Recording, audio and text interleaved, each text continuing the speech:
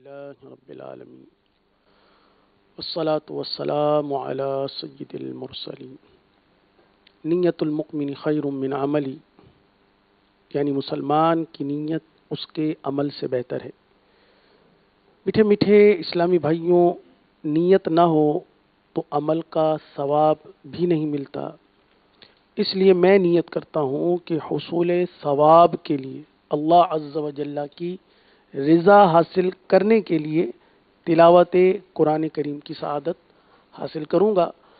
आप सभी ताज़ीम कुरान करीम की नीयत से हो सके तो दो जानू बैठिए निगाहें नीची करके, और ये भी नीयत कीजिए कि हुसूल सवाब के लिए और अल्लाह अज़्ज़ा व जल्ला की रिज़ा हासिल करने के लिए तिलावत कुरान करीम सुनने की सआदत हासिल करूँगा।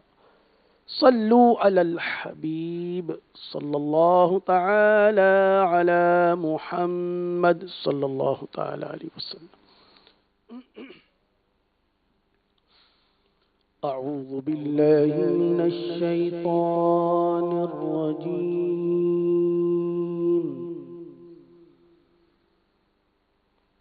बिस्मिल्लाहिर रहमानिर रहीम।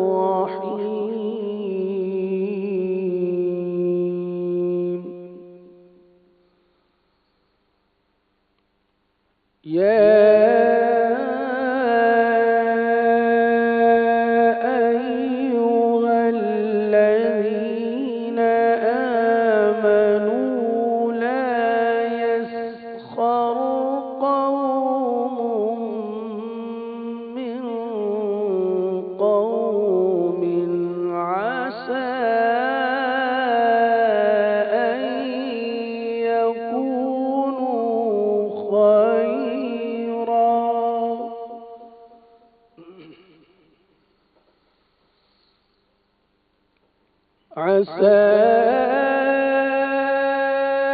أن يكونوا خيرا منهم ولا نساء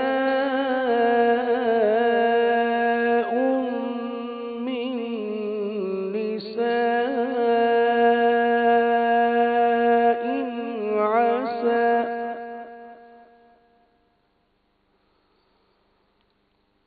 عسى أن يكن خيرا منهم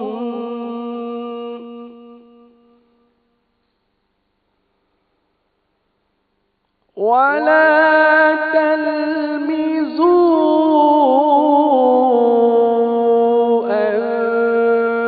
أنفسكم ولا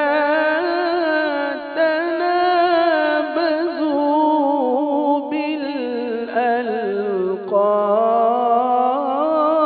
بالألقاب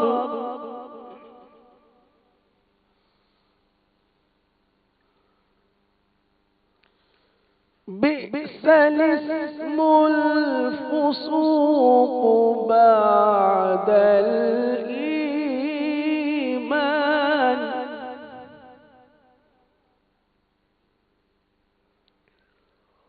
ومن لم يتب فأولئك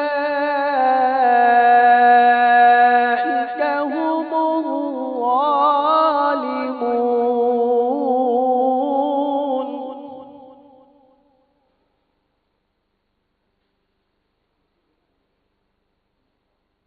يا أيها الذين آمنوا اجتنبوا كثيرا من الظن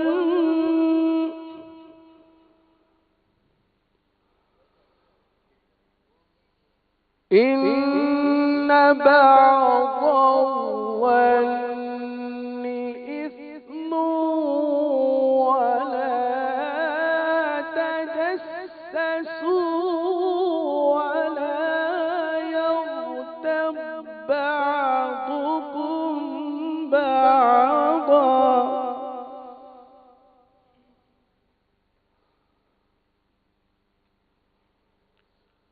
أيحب أحدكم أن يأكل لحم أخيه ميتا فكرهتموه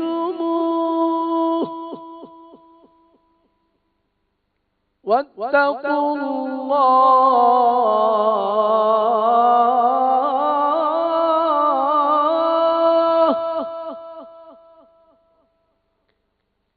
واتقوا الله إن الله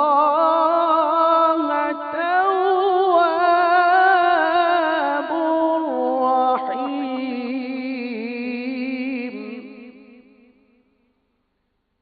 واتقوا الله إن الله تواب رحيم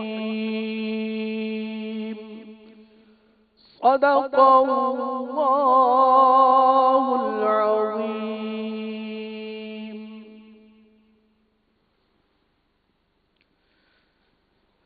صلوا على الحبيب صلی اللہ تعالی علی محمد.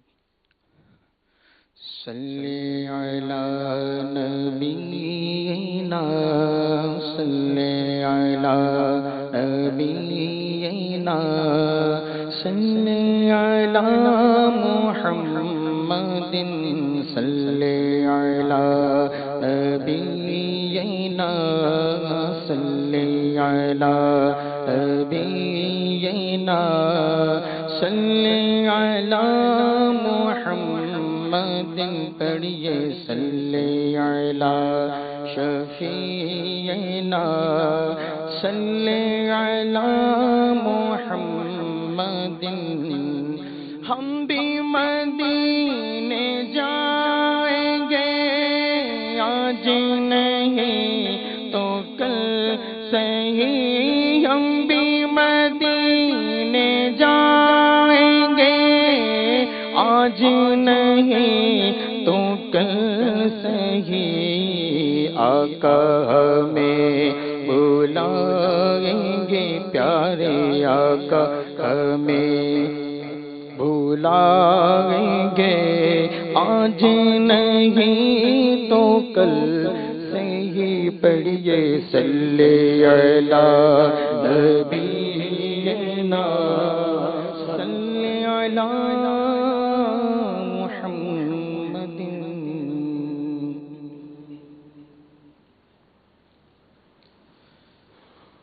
ذرے جھڑ کر تیری پیزاروں کی ذرے جھڑ کر تیری پیزاروں کی تاج سن بنتے ہیں سیاروں کے. ذرے جھڑ کر تیری پیزاروں کے تاج سر بنتے ہیں سیاروں کے. ذرے جھڑ کر تیری پیزاروں کی میرے آقا کا وہ در ہے جس پر میرے آقا کا وہ در ہے جس پر میرے آقا کا وہ در ہے جس پر میرے آقا کا وہ در ہے جس پر ماتھے گھس جاتے ہیں سرداروں کے ماتھے گھس جاتے ہیں سرداروں کے ماتھے گھس جاتے ہیں سرداروں کے ماتھے گھس جاتے ہیں سرداروں کے. ذرے جھڑ کر تیری پیزاروں کے مجرموں چشم تبسم رکھو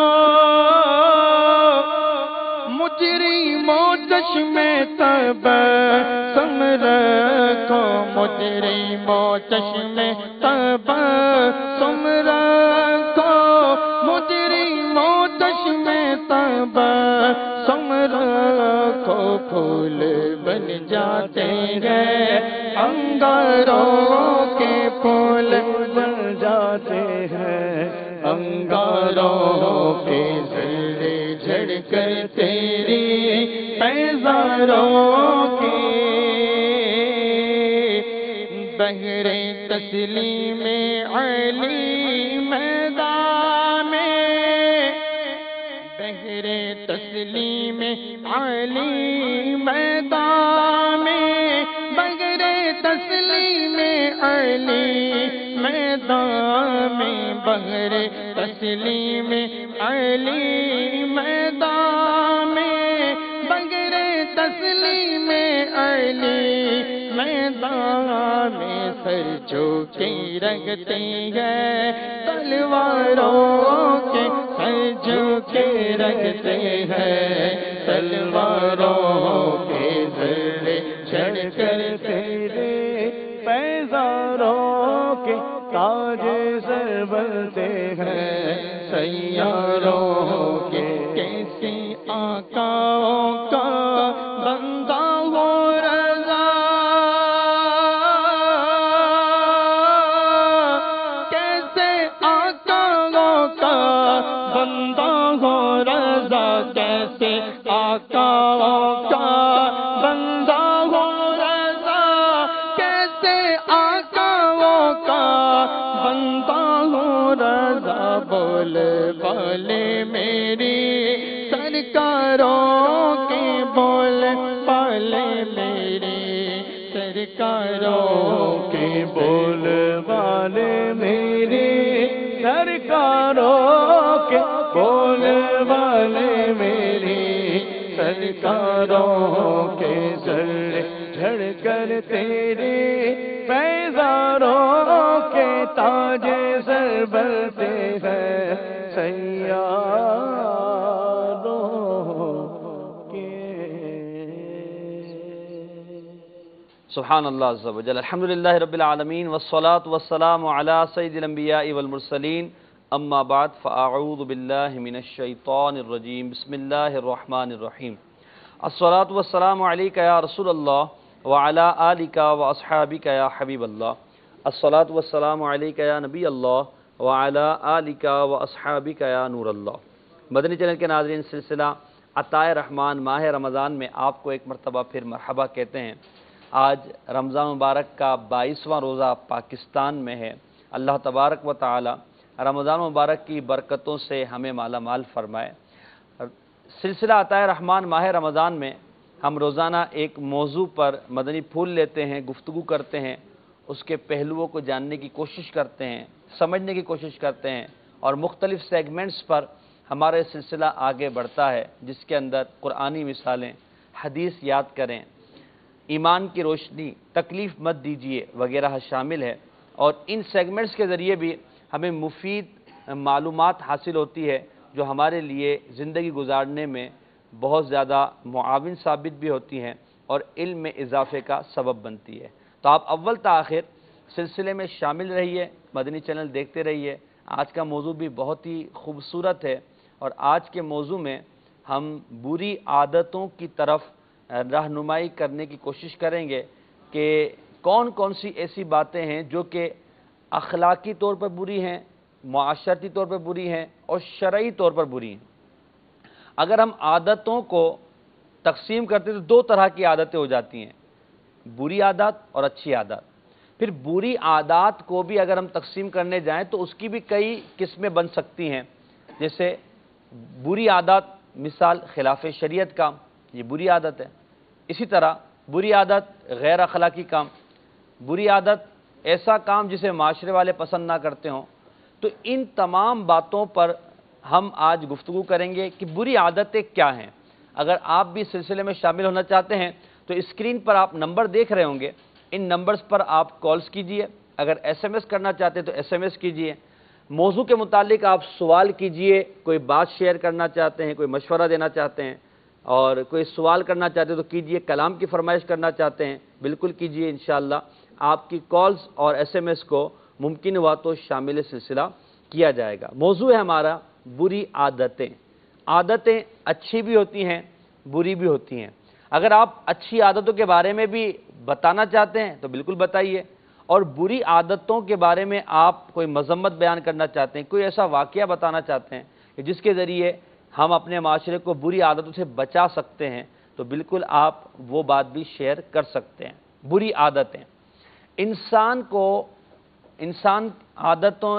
کی عادتیں دو طرح کی، میں نے شروع میں عرض کیا، اچھی بھی ہوتی ہیں، بری بھی ہوتی ہیں۔ ہم آج بری عادتوں پر گفتگو کر رہے ہیں، تو بری عادتیں کہتے کسے ہیں، بری عادتیں کون کون سی ہوتی ہیں، اخلاقی بری عادتیں کیا ہیں، معاشرتی بری عادتیں کیا ہیں، انسان میں بری عادتیں پیدا کیسے ہوتی ہیں، پھر بری عادتوں سے چھٹکاروں کا ذریعہ کیا ہے، بچوں کے اندر بری عادتیں جو پیدا ہو جاتی ہیں ان سے بچوں کو کیسے بچایا جائے، اور اپنے معاشرے میں اچھی عادتوں کا رجحان بڑھانے کے لیے کیا کیا کوششیں کی جائیں، انشاءاللہ عزوجل اس پر گفتگو کرتے ہیں۔ رہیے مدنی چینل کے ساتھ اور مفید معلومات حاصل کیجیے۔ جی راشد بھائی، بری عادتوں کے حوالے سے آج ہمارا موضوع ہے، تو آپ سے میں بری عادتوں کے حوالے سے یہ پوچھنا چاہوں گا، اولاً تو آپ یہ رہنمائی کریں کہ بری عادات سے مراد کیا ہے، کسے کہتے ہیں بری عادت؟ بسم اللہ الرحمن الرحیم۔ بری عادات سے مراد کیا ہے، یہ جاننے سے پہلے یہ جاننا ضروری ہے کہ عادت کس چیز کو کہتے ہیں۔ ٹھیک ہے، عادت کہتے ہیں رویے کو۔ اب رویہ اچھا بھی ہو سکتا ہے، برا بھی ہو سکتا ہے۔ بری عادت سے مراد ہوگا منفی رویہ۔ اب یہ منفی رویہ جو آپ اپناتے ہیں یہ آپ کی عادت ہوتی ہے۔ ابتداءً ہر انسان کا منفی رویہ نہیں ہوتا، ٹھیک ہے، دراصل یہ ایک صحبت کا نتیجہ ہوتا ہے۔ جب آپ دیکھیے کہ بچپن میں انسان ہوتا ہے اس کی عادتیں اتنی کوئی خاص نہیں ہوتی، لیکن جب وہ کچھ صحبت پاتا ہے کچھ اچھے بچوں کی یا برے بچوں کی، تو اس کے اندر کچھ عادتیں کنورٹ ہو جاتی ہیں، اور پھر یہ عادتیں انسان کی آہستہ آہستہ شخصیت کا حصہ بن جاتی ہیں۔ ٹھیک ہے،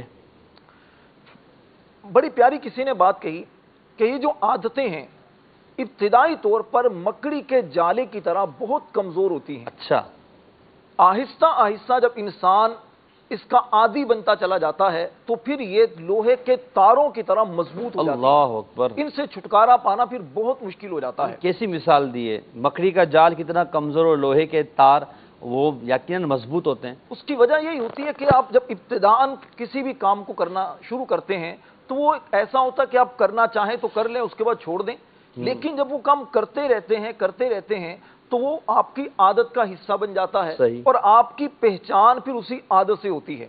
مثال کے طور پر اگر کوئی مسکرا کر بات کرتا ہے جی، تو مسکرانا اس کی عادت میں شمار ہو جاتا ہے۔ جیسے امیر اہل سنت دامت برکاتہم العالیہ کے بارے میں کئی اسلامی بھائیوں کو سنا ہے کہ آپ جیسے مدنی مذاکرہ فرمائیں، بیان فرمائیں، تو آپ کا ایک مسکرانا ایک عادت کا حصہ ہے۔ نبی پاک علیہ الصلوۃ والسلام بھی مسکرایا کرتے تھے، آپ کی عادت کریمانہ تھی کہ آپ کے چہرے پر مسکراہٹ رہتی تھی، سبحان اللہ، اللہ یہ کہ خوف خدا کا معاملہ ہو، کوئی قبر و حشر کے معاملات ہوں تو اس میں تو خوف و خشیت کا عالم طاری ہوتا ہی تھا، لیکن عام طور پر مسکراہٹ رہتی تھی۔ ایک مشہور فلاسفر ہے ارسطو، اس کا کہنا یہ ہے کہ یہ جو عادتیں ہیں انسان کی زندگی کا یہ ایک ایسا حصہ بن جاتا ہے کہ اس کی وجہ سے پھر انسان کی شخصیت آگے بنتی ہے۔ ٹھیک ہے، اب وہ عادتیں اچھی ہوں تو اچھی شخصیت بنتی ہے، اور اگر بری عادتیں ہوں تو اس کی شخصیت بری بن جاتی ہے۔ صحیح، اچھا محسن بھائی، عادتیں جو دو طرح کی ہیں، اچھی اور بری، اس بارے میں اگر غور کریں تو پتہ چلتا ہے کہ اچھی عادت اپنانا مشکل ہے، جی، اچھی عادت اپنانا مشکل ہے، لیکن جب یہ عادت اپنا لی جائے تو پھر اس کے جو نتائج ہیں بہت اچھے مرتب ہوتے ہیں۔ اچھا، انسان کی زندگی میں سکون داخل ہو جاتا ہے کیونکہ انسان کا ضمیر مطمئن ہوتا ہے۔ ٹھیک ہے، انسان جب غلط کام کرتا ہے تو اس کا ضمیر مطمئن نہیں ہوتا۔ صحیح، اچھا، اس کے برعکس آپ دیکھیے بری عادت، اس کو اپنانا بہت آسان ہوتا ہے، اپنانا بہت آسان ہوتا ہے، لیکن اس کے ساتھ زندگی گزارنا بہت مشکل ہوتا ہے۔ صحیح، کیونکہ جب بری عادت کے ساتھ آپ زندگی گزارتے ہیں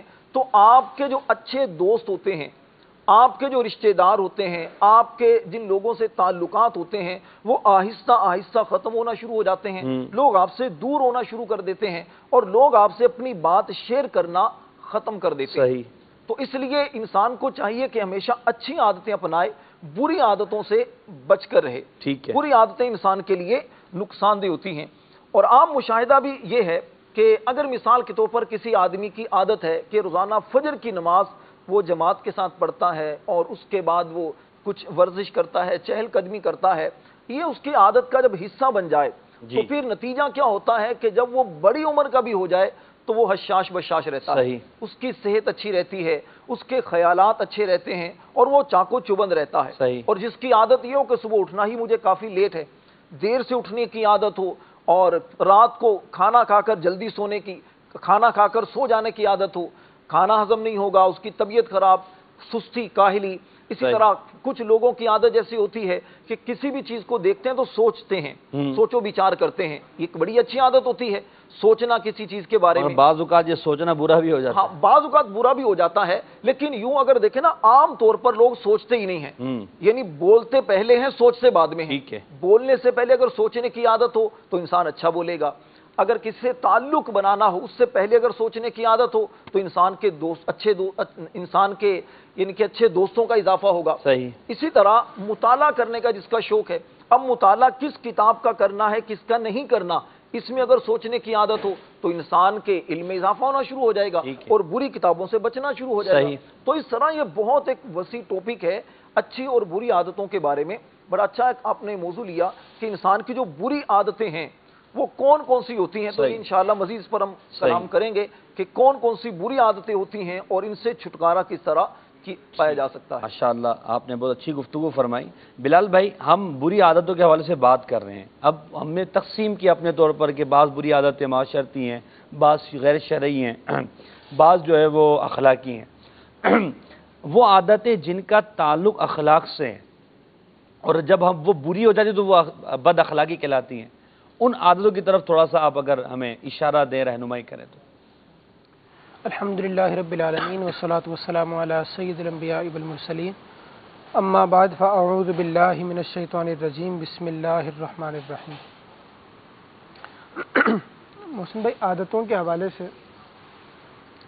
دین اسلام الحمدللہ رب العالمین وہ کامل اکمل دین ہے کہ جو ہمیں اچھی عادتیں اپنانے اور بری عادتوں سے بچنے کا حکم دیتا ہے، اور اس کے حوالے سے علماء اسلام نے اپنی کتابوں کے اندر بھی درس دیا اور صدیوں سے اس پر علماء اسلام نے اپنے بیانات کے ذریعے، اپنی مجلسوں کے ذریعے، اپنے وعظ و نصیحت کے ذریعے لوگوں کو اس کی طرف راغب کر رہے ہیں کہ اچھی عادتیں اپنائی جائے، بری عادتوں سے بچا جائے۔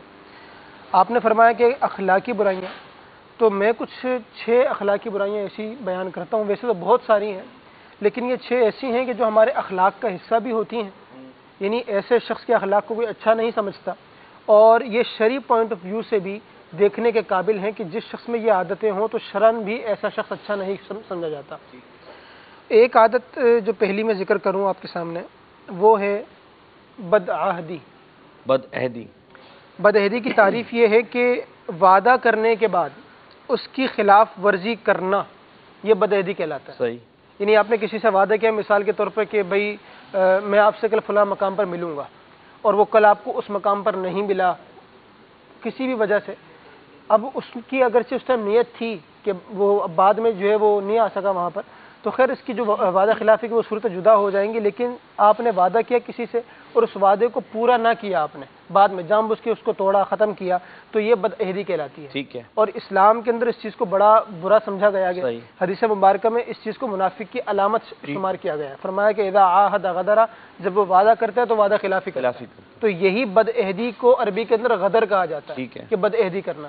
تو جو وعدہ خلاف شخص ہو کہ بات کر کے مکر جائے، کہے جی آپ کو رات کو مثال کے طور پہ کسی کو ڈاکٹر کے پاس جانا ہے، میں آپ کو 9 بجے لے کر جاؤں گا، لیکن وہ جناب 9 بجے نہ آئے، اور یا پھر کوئی پیسے دینے کا معاملہ ہو یا کوئی اور دیگر کوئی کام کا معاملہ ہو اور ایسا شخص اپنا وعدہ پورا نہ کرے، تو انسان کے دل کو تکلیف بھی پہنچتی ہے اور اسلامی پوائنٹ آف ویو سے یہ ایسا شخص بد اخلاق بھی شمار ہوتا ہے۔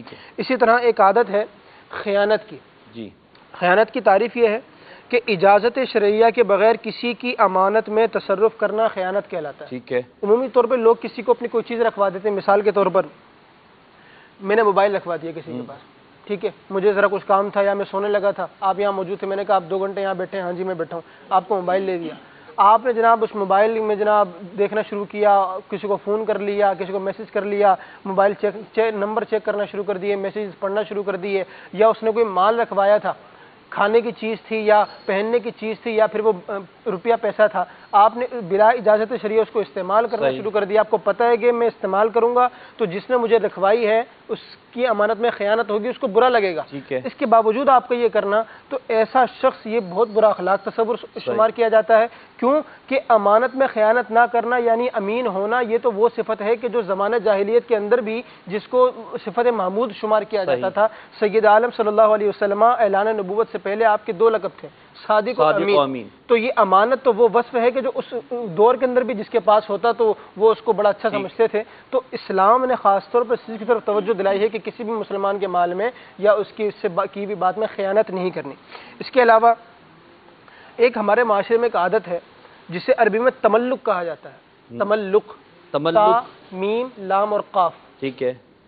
تملق اس کا اردو میں مطلب ہوتا ہے چاپلوسی کرنا. اس کی تعریف یہ ہے, اپنے سے بلند رتبہ شخصیت یا صاحب منصب کے سامنے محض مفاد حاصل کرنے کے لیے عاجزی و انکساری کرنا یا اپنے آپ کو نیچا دکھانا, یہ تملق یعنی چاپلوسی کہلاتا ہے. یعنی عموماً لوگ ہوتے ہیں وہ ان کا یہ ذہن ہوتا ہے کہ یار اس کو کچھ مرتبہ حاصل ہے, یا یہ فلاں فیلڈ کے اندر آگے ہے, یا یہ کسی جناب مارکیٹ کے اندر یا کسی کمپنی کے اندر اس کو بڑا رتبہ ملا ہوا ہے, تو اگر میں اس کے ساتھ لگا رہوں, اس کی ہاں میں ہاں ملاؤں, اس کے سامنے اپنا آپ کو نیچا دکھاؤں, عاجز سے اس کو کر کے دکھاؤں کہ جناب آپ ہی بڑے ہیں, ہم تو جناب آپ کے خادم نوکر غلام ہیں. جی ہاں, تو اس طرح بننا یا پھر اس کی ناجائز تعریفات کرنا, اس کے سامنے عاجز انکساری کا مظاہرہ, یا پھر اگر وہ کوئی بات کہے وہ کوئی بھی بات کرے تو اس کی ہاں میں ہاں ملانا شروع کر دینا کہ جناب آپ ہی کی بات درست ہے, ہاں فلاں نے غلط کیا, آپ ہی درست ہیں, یا آپ میں یہ صلاحیت ہے, آپ میں یہ ہے. تو یہ جو مزاج ہے یہ ہمارے معاشرے میں آج کل بہت پایا جاتا ہے. یعنی لوگ چھوٹے چھوٹے سے کاموں کے لیے بھی, مثال کے طور پہ برابر والے گھر سے آپ کو برف چاہیے ہے, تو وہ بھائی مجھے روز اس سے برف حاصل کرنی ہے افطار کے ٹائم, تو وہ اس چیز کے لیے بھی چاپلوسی کرتے ہیں. تو چاپلوسی دیکھا جائے تو چھوٹی چھوٹی چیزوں کے اندر ہمارے یہاں عام ہو گئی ہے. تو یہ چاپلوسی کو علماء نے باطنی بیماریوں میں شمار کیا کہ جس شخص میں یہ ہو تو گویا وہ باطنی طور پہ بیمار ہے, اس کا باطن صحیح نہیں ہے, صحت مند آدمی نہیں ہے وہ باطنی طور پر. تو اس چیز کو ختم کرنا ہوگا, کیونکہ جس شخص میں چاپلوسی ہو عموماً چاپلوسی چھپی نہیں رہتی, یہ لوگوں کے سامنے آ جاتی ہے, جس کی جا رہی ہے اس کو بھی پتہ چل جاتا ہے کہ یار یہ چاپلوسی کر رہا ہے میری. جب یہ پتہ چلتا ہے نا تو یقین مانیے دل میں 2 ٹکے کی عزت نہیں رہی. صحیح بات. تو عزت کی حفاظت کریں, اللہ تبارک و تعالی نے عزت سے نوازا ہے, تو چاپلوسی یہ بری عادت بری اخلاق میں شمار ہوتی ہے. صحیح. اسی طرح تکبر یعنی خود کو افضل اور دوسروں کو حقیر سمجھنا. ٹھیک ہے. یعنی گویا شیطان کی فضیلت سمجھنا کہ شیطان نے کہا تھا کہ مجھے آگ سے پیدا کیا, ان کو مٹی سے پیدا کیا گیا, آگ تو مٹی پر فضیلت رکھتی ہے, تو اس نے تکبر کیا تو پھر وہ کیا ہوا, راندہ بارگاہ ہو گیا اور جہنم کا حقدار ہو گیا. تو تکبر سے بچنا بے حد ضروری ہے کہ اللہ فرماتا ہے وَلَا تَمْشِ فِي الْأَرْضِ مَرَحًا, زمین میں اکڑ کر نہ چلو. جبکہ لوگوں کا یہ مزاج ہو گیا ہے, بعض لوگ ہوتے ہیں وہ باڈی بلڈنگ کر لیتے ہیں, تو باڈی بلڈنگ کر لینے کی بنا پہ کہ جناب ہم سے تو کوئی لڑتا نہیں ہے, اب تمہارے ڈولے شولے مضبوط ہو گئے, جسم چوڑا ہو گیا, اب جناب کسی کو بھی رکھیں گے تو اس کو دن میں تارے نظر آ جائیں گے, وہ اس بنا پر جناب تکبر کرتے نظر آتے ہیں. کچھ کے پاس مال آ جاتا ہے, وہ مال کی بنا پر کہ بھئی کوئی بھی مسئلہ ہوگا منہ پہ پیسے پھینک کے ماروں گا, پیسہ پھینک تماشا دیکھ تو جناب میرے سارے مسئلے حل ہو جائیں گے. دیگر کسی کے ساتھ کسی ایسے بندے کے ساتھ اٹیچمنٹ ہو گئی کہ جس کا بڑا کوئی رتبہ ہے یا جس کی ہر ادارے میں چلتی ہے, سورس لگائی, تو اب ایسے شخص کے ساتھ اٹھنا بیٹھنا ہو گیا, تب تکبر آ گیا کہ جناب اب میرے کو کوئی ہاتھ لگانے والا ہے.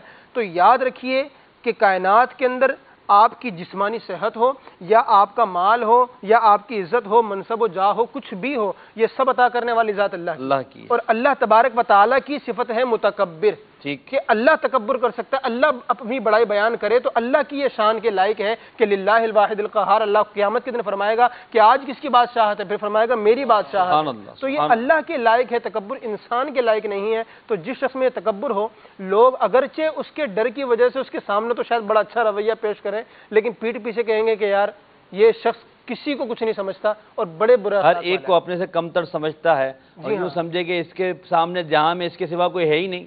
بالکل نہیں. اسی طرح ایک عادت ہے جسے کہتے ہیں عربی میں شماتت.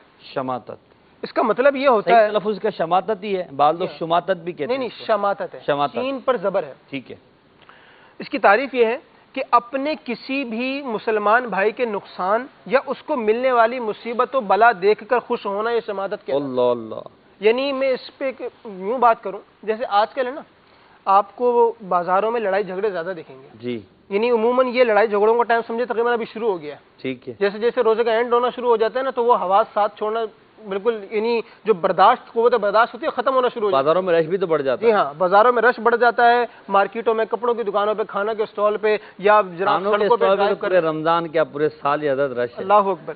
تو اب یہاں پر جو ہے وہ گاڑی, کسی کی گاڑی تھوڑی سی لگ گئی, ٹھک گئی, یا راستہ نہ ملا, یا جناب جام ہو گیا, کوئی دوسری گاڑی بیچ میں آ گئی, یا جناب اس کو نہیں دے رہا, میں کب سے کھڑا ہوں اور جناب اس کو تھیلیاں بھر بھر کے دیا جا رہا ہے, یا میں نے فلاں کپڑا نکالنے کو کہا تھا اسی کی ڈیلنگ میں لگا ہوا ہے, میں یہاں کچھ نہیں, میں پیسے دے کے نہیں خرید رہا. تو اس طرح کی دیگر مزاجوں کی وجہ سے لڑائیاں ہوتی ہیں. اب جو لوگ بازاروں میں ہوتے ہیں یا سڑکوں پہ ہوتے ہیں, جو یہ نظارے کر رہے ہوتے ہیں, یقین مانے ایسے اچک اچک کے دیکھنا, اور بس کے اندر بھی ہے نا, باہر ان کو کچھ دکھے گا تو باقاعدہ سارے کھڑکی کے بعد جمع ہو جائیں گے, جیسے کوئی تماشا لگاؤ, ایسی جگہ آ گئے ہوں کہ وہ چیز جہاں پائی نہ جاتی ہو. اچھا, عموماً ایسے موقع پہ اگر خالی جو ہے وہ ہاتھ پائی تک نوبت نہ پہنچے, دو چار باتیں ہوں اور معاملہ کوئی آگے ختم کر دے, یار کوئی منہ تو ٹوٹتا ہے یار, کوئی خون تو نظر آتا ہے یار, کوئی ہڈی وڈی ٹوٹتی, سر پھوٹتا ہے یار, کوئی مزہ نہیں آیا یار. اسی طرح کہیں اور کچھ ہو جائے یار, ہاتھا پائی نہیں ہو یار, مزہ نہیں آیا. یقین مانے یہ معاشرے میں لوگوں کے درمیان ایسی صفت پائی جا رہی ہے جس کو کہتے ہیں شماتت, کہ دوسرے کی اس طرح کی چیزوں کو دیکھ کے خوش ہونا. اچھا, کسی کا جناب گاڑی اس کی لوٹ کے لے گیا ہے, موبائل کو لوٹ کے لے گیا, اس پہ خوش ہونا. اس میں بعضوں کا دلی نفرت بھی تو ہوتی ہے نا, دشمنی ہوتی دلی, جس کی وجہ سے خوشی ہو رہی ہوتی ہے کہ بھائی چلو اچھا ہوا نا, اب اس کو پتہ چلے گا نا. جی ہاں, اب پتہ چلے گا. اب کہتے ہیں نا, اب آئے نا بکری چھری کے نیچے. جی ہاں, یہ کہہ کر بھی جو ہے نا بعض اوقات اسے ستایا جاتا ہے. تو یہ ایک معاشرے کی بڑی خرابی ہے, شماتت جسے کہا جاتا ہے, کہ دوسرے کے نقصان کو دیکھ کے خوش ہونا. اور یہ ایک نفسیات کی بھی بات ہے کہ جہاں ہم اس طرح کی چیز دیکھتے ہیں نا, جیسے مثال کے طور پہ پتہ چلا بھائی آگ لگی, تو وہ فوراً آپ پہنچیں گے. اب وہاں اگر مالی نقصان نہیں ہوا, کوئی جانی نقصان نہیں ہوا, تو بندے کو افسوس ہوگا, یار نہیں ہوا, اللہ یار کوئی مالی نقصان نہیں ہوا, یار کوئی مرا نہیں. اچھا, آج ہمارے یہاں معاذ اللہ ہمارے یہاں چونکہ اس طرح کے دہشت گردی کے معاملات ہیں, تو کئی سنا بھائی بم دھماکہ ہو گیا, کتنے لوگ مرے, 4 لوگ مرے اور 10 زخمی. بھیا بس 4 لوگ مرے 10 زخمی, یہ بھی شماتت کہلائے گی. یہ شماتت کہلائے گی بالکل.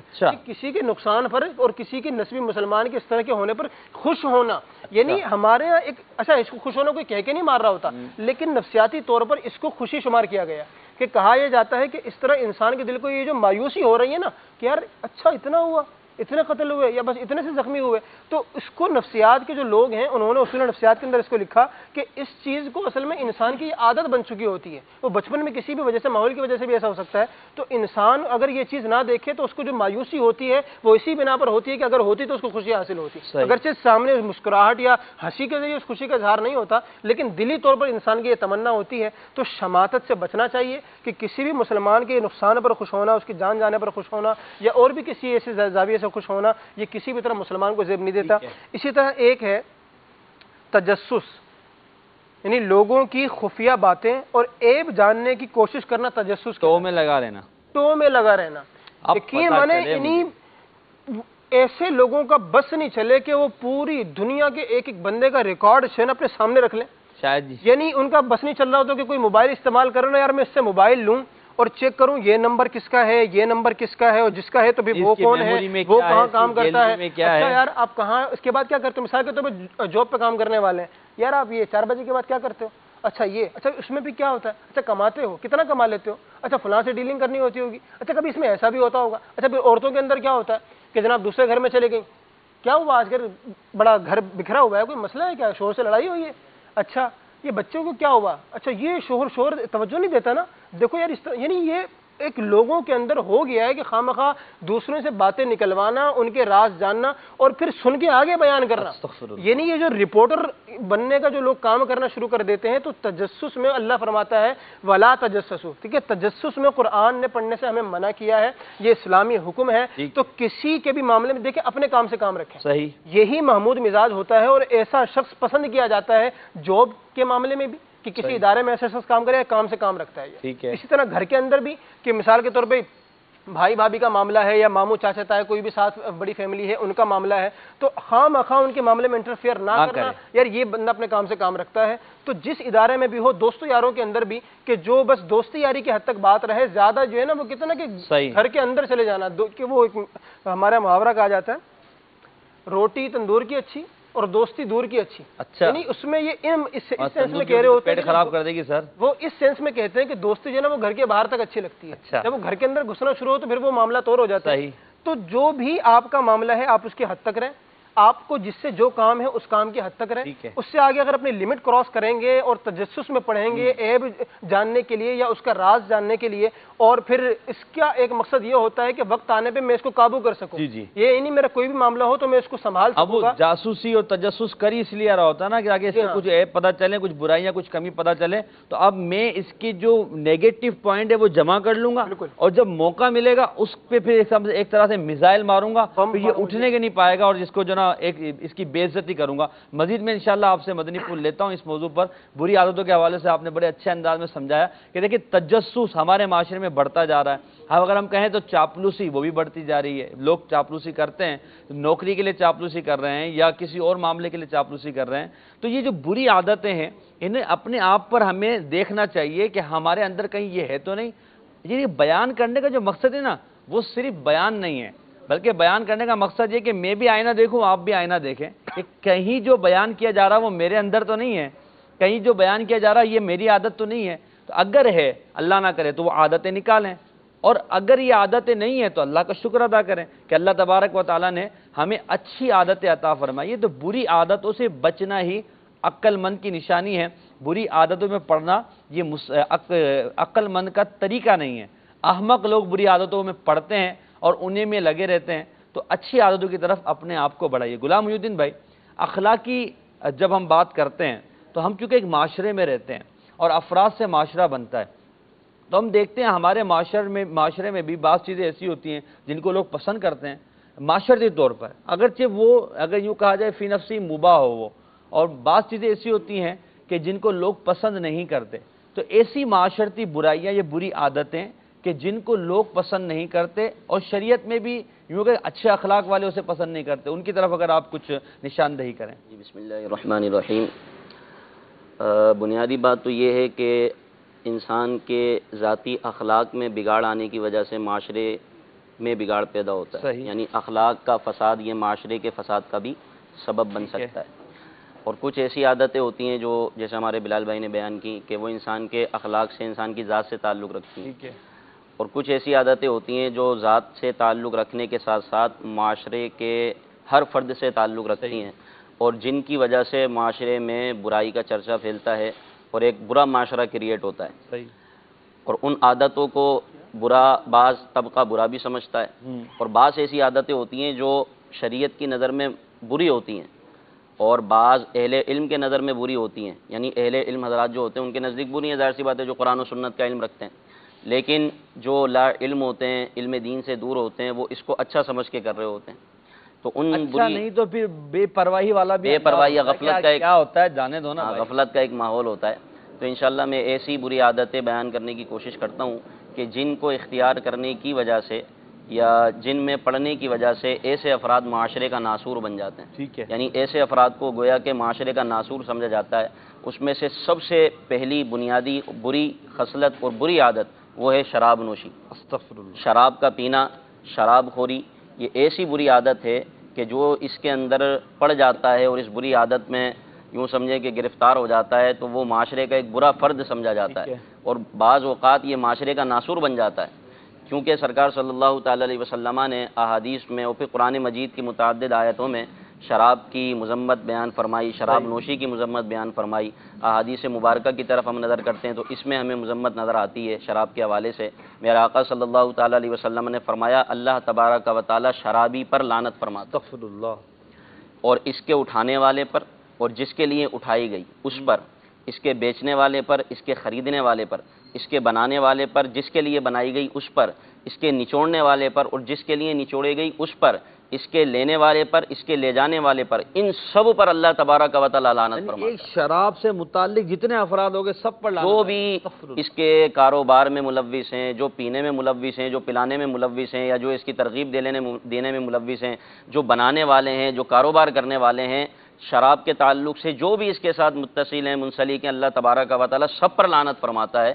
یہ اس کا اخروی نقصان ہے. اور دنیاوی نقصان تو آپ یوں سمجھے کہ اس میں انسان کی یوں مال، اوقات، کردار، اخلاق سب تباہ و برباد ہو کر رہ جاتا ہے. کوئی معاشرے کا اچھا فرد اس کو اچھا نہیں سمجھتا، بلکہ جو خود برا ہوتا ہے، دیگر برائیوں میں مبتلا ہوتا ہے، وہ بھی شرابی کو اچھا نہیں سمجھتا۔ کوئی بھی شرابی کو اچھا جانتا نہیں ہے، اچھا سمجھتا نہیں ہے۔ ایسے بندے سے ہر ایک اپنے فرما رہے تھے نا کہ اس طرح کے لوگ آج سے چند سالوں قبل اب تو جو ہے وہ فحاشی اور ریانی کی طرف قدم معاذ اللہ بڑھ رہے ہیں، طرف بھی ہمیں تو وہ دوسری طرف جو جاتے تھے ان کے لیے مقامات ہی الگ ہیں۔ جی، ان کے لیے علیحدہ سے مقامات ہوتے تھے، وہاں مل بیٹھ کر یہ شرابی سارے جمع ہو کر پیتے تھے، ان کو پتہ تھا لوگ دیکھ لیں گے تو ہمیں شراب بک رہی ہے۔ آج کل تو گھروں میں اور پھر اس طرح جو پڑھے لکھے لوگ اپنے آپ کو سمجھتے ہیں، وہ اپنی محفلوں میں، اپنی مجلسوں میں ایک انٹرٹینمنٹ کے نام سے معاذ اللہ ثم معاذ اللہ اس مذمت میں، اس گناہ میں پڑے ہوئے ہیں۔ میرے آقا علیہ الصلوۃ والسلام نے اس کو ام الخبائث فرمایا۔ ہر برائی کی جڑ شراب ہے، اور شراب، ہر نشہ آور چیز شراب ہے، اور ہر نشہ آور چیز حرام ہے۔ یہ بھنگ پینے والے، چرس پینے والے، افیم پینے والے، ڈرگس پینے والے اور اس طرح جو بھی نشہ کرنے والے ہیں، یہ سب اسی کے اندر آتا ہے کہ اللہ تبارک و تعالی نے ان سب پر لعنت فرمائی۔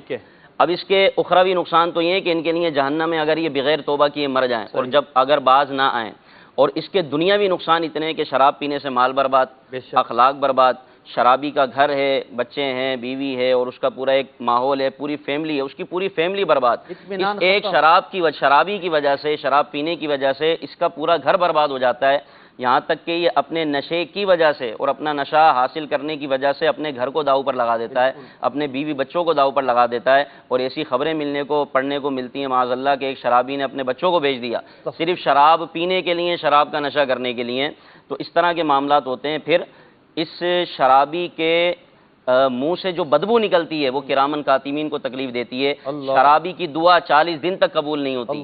اور پھر ایسے لوگ، ایسے شرابی سے، شراب خوری کرنے والے سے لوگ نفرت کرتے ہیں۔ دنیاوی اعتبار سے اس کو بڑا نقصان یہ ہوتا ہے کہ کوئی اس کو اچھی نگاہ سے نہیں دیکھتا، اس کو معاشرے کا کوئی اچھا فرد نہیں سمجھتا، کوئی اس کے گھر پر اپنا رشتہ نہیں بیچتا، نہ اس کے گھر سے رشتہ لیتا ہے۔ صحیح ٹھیک ہے، اور یہ معاشرتی نقصان ہے اس کے، یہ معاشرتی نقصان ہے۔ اور فرمایا کہ یہ شرابی کی جان اور ایمان کو خطرے میں ڈالتی ہے شراب، اس لیے مرتے وقت شرابی کا ایمان چھن جاتا ہے۔ اللہ، ایمان پر خاتمہ نہیں ہے، اتنی مذمت ہے اور اس کی اتنی بڑائی ہے، کیونکہ اس کو برائیوں کی جڑ ام الخبائث کا نام دیا گیا ہے۔ پھر فرمایا ابتدا میں، اب اس کے دنیاوی نقصان سماعت فرمائیں، ابتدا میں بدن انسانی شراب کے نقصانات کا مقابلہ کر لیتا ہے اور شرابی کو خوشگوار کیفیت مل جاتی ہے، مگر جلد ہی جسم کے اندرونی قوت برداشت ختم ہو جاتی ہے اور اس کو مستقل مضر اثرات پہنچتے ہیں۔ مثلا شراب کا سب سے زیادہ اثر کلیجے پر پڑتا ہے اور وہ سکڑنے لگتا ہے، گردوں پر اضافی بوجھ پڑتا ہے جو نڈھال ہو کر ناکارہ ہو جاتے ہیں۔ شراب کی کثرت دماغ کو متورم یعنی سوجن میں مبتلا کرتی ہے، اعصاب میں سوزش ہو جاتی ہے، نتیجتاً اعصاب کمزور اور پھر تباہ ہو جاتے ہیں۔ معدے میں سوجن ہو جاتی ہے، ہڈیاں نرم اور خستہ یعنی بہت کمزور ہو جاتی ہیں۔ شراب جسم میں موجود وٹامنز کے ذخائر کو تباہ کر دیتی ہے۔ وٹامن بی اور سی اس کی غارت گری کا بالخصوص نشانہ بنتے ہیں۔ شراب کے ساتھ تمباکو نوشی کی جائے تو اس کے نقصانات کئی گنا بڑھ جاتے ہیں۔ اور فرمایا ہائی بلڈ پریشر، اسٹروک اور ہارٹ اٹیک کا شدید خطرہ رہتا ہے۔ بکثرت شراب نوشی تھکن، سر درد، متلی اور شدت پیاس میں مبتلا کر دیتی ہے۔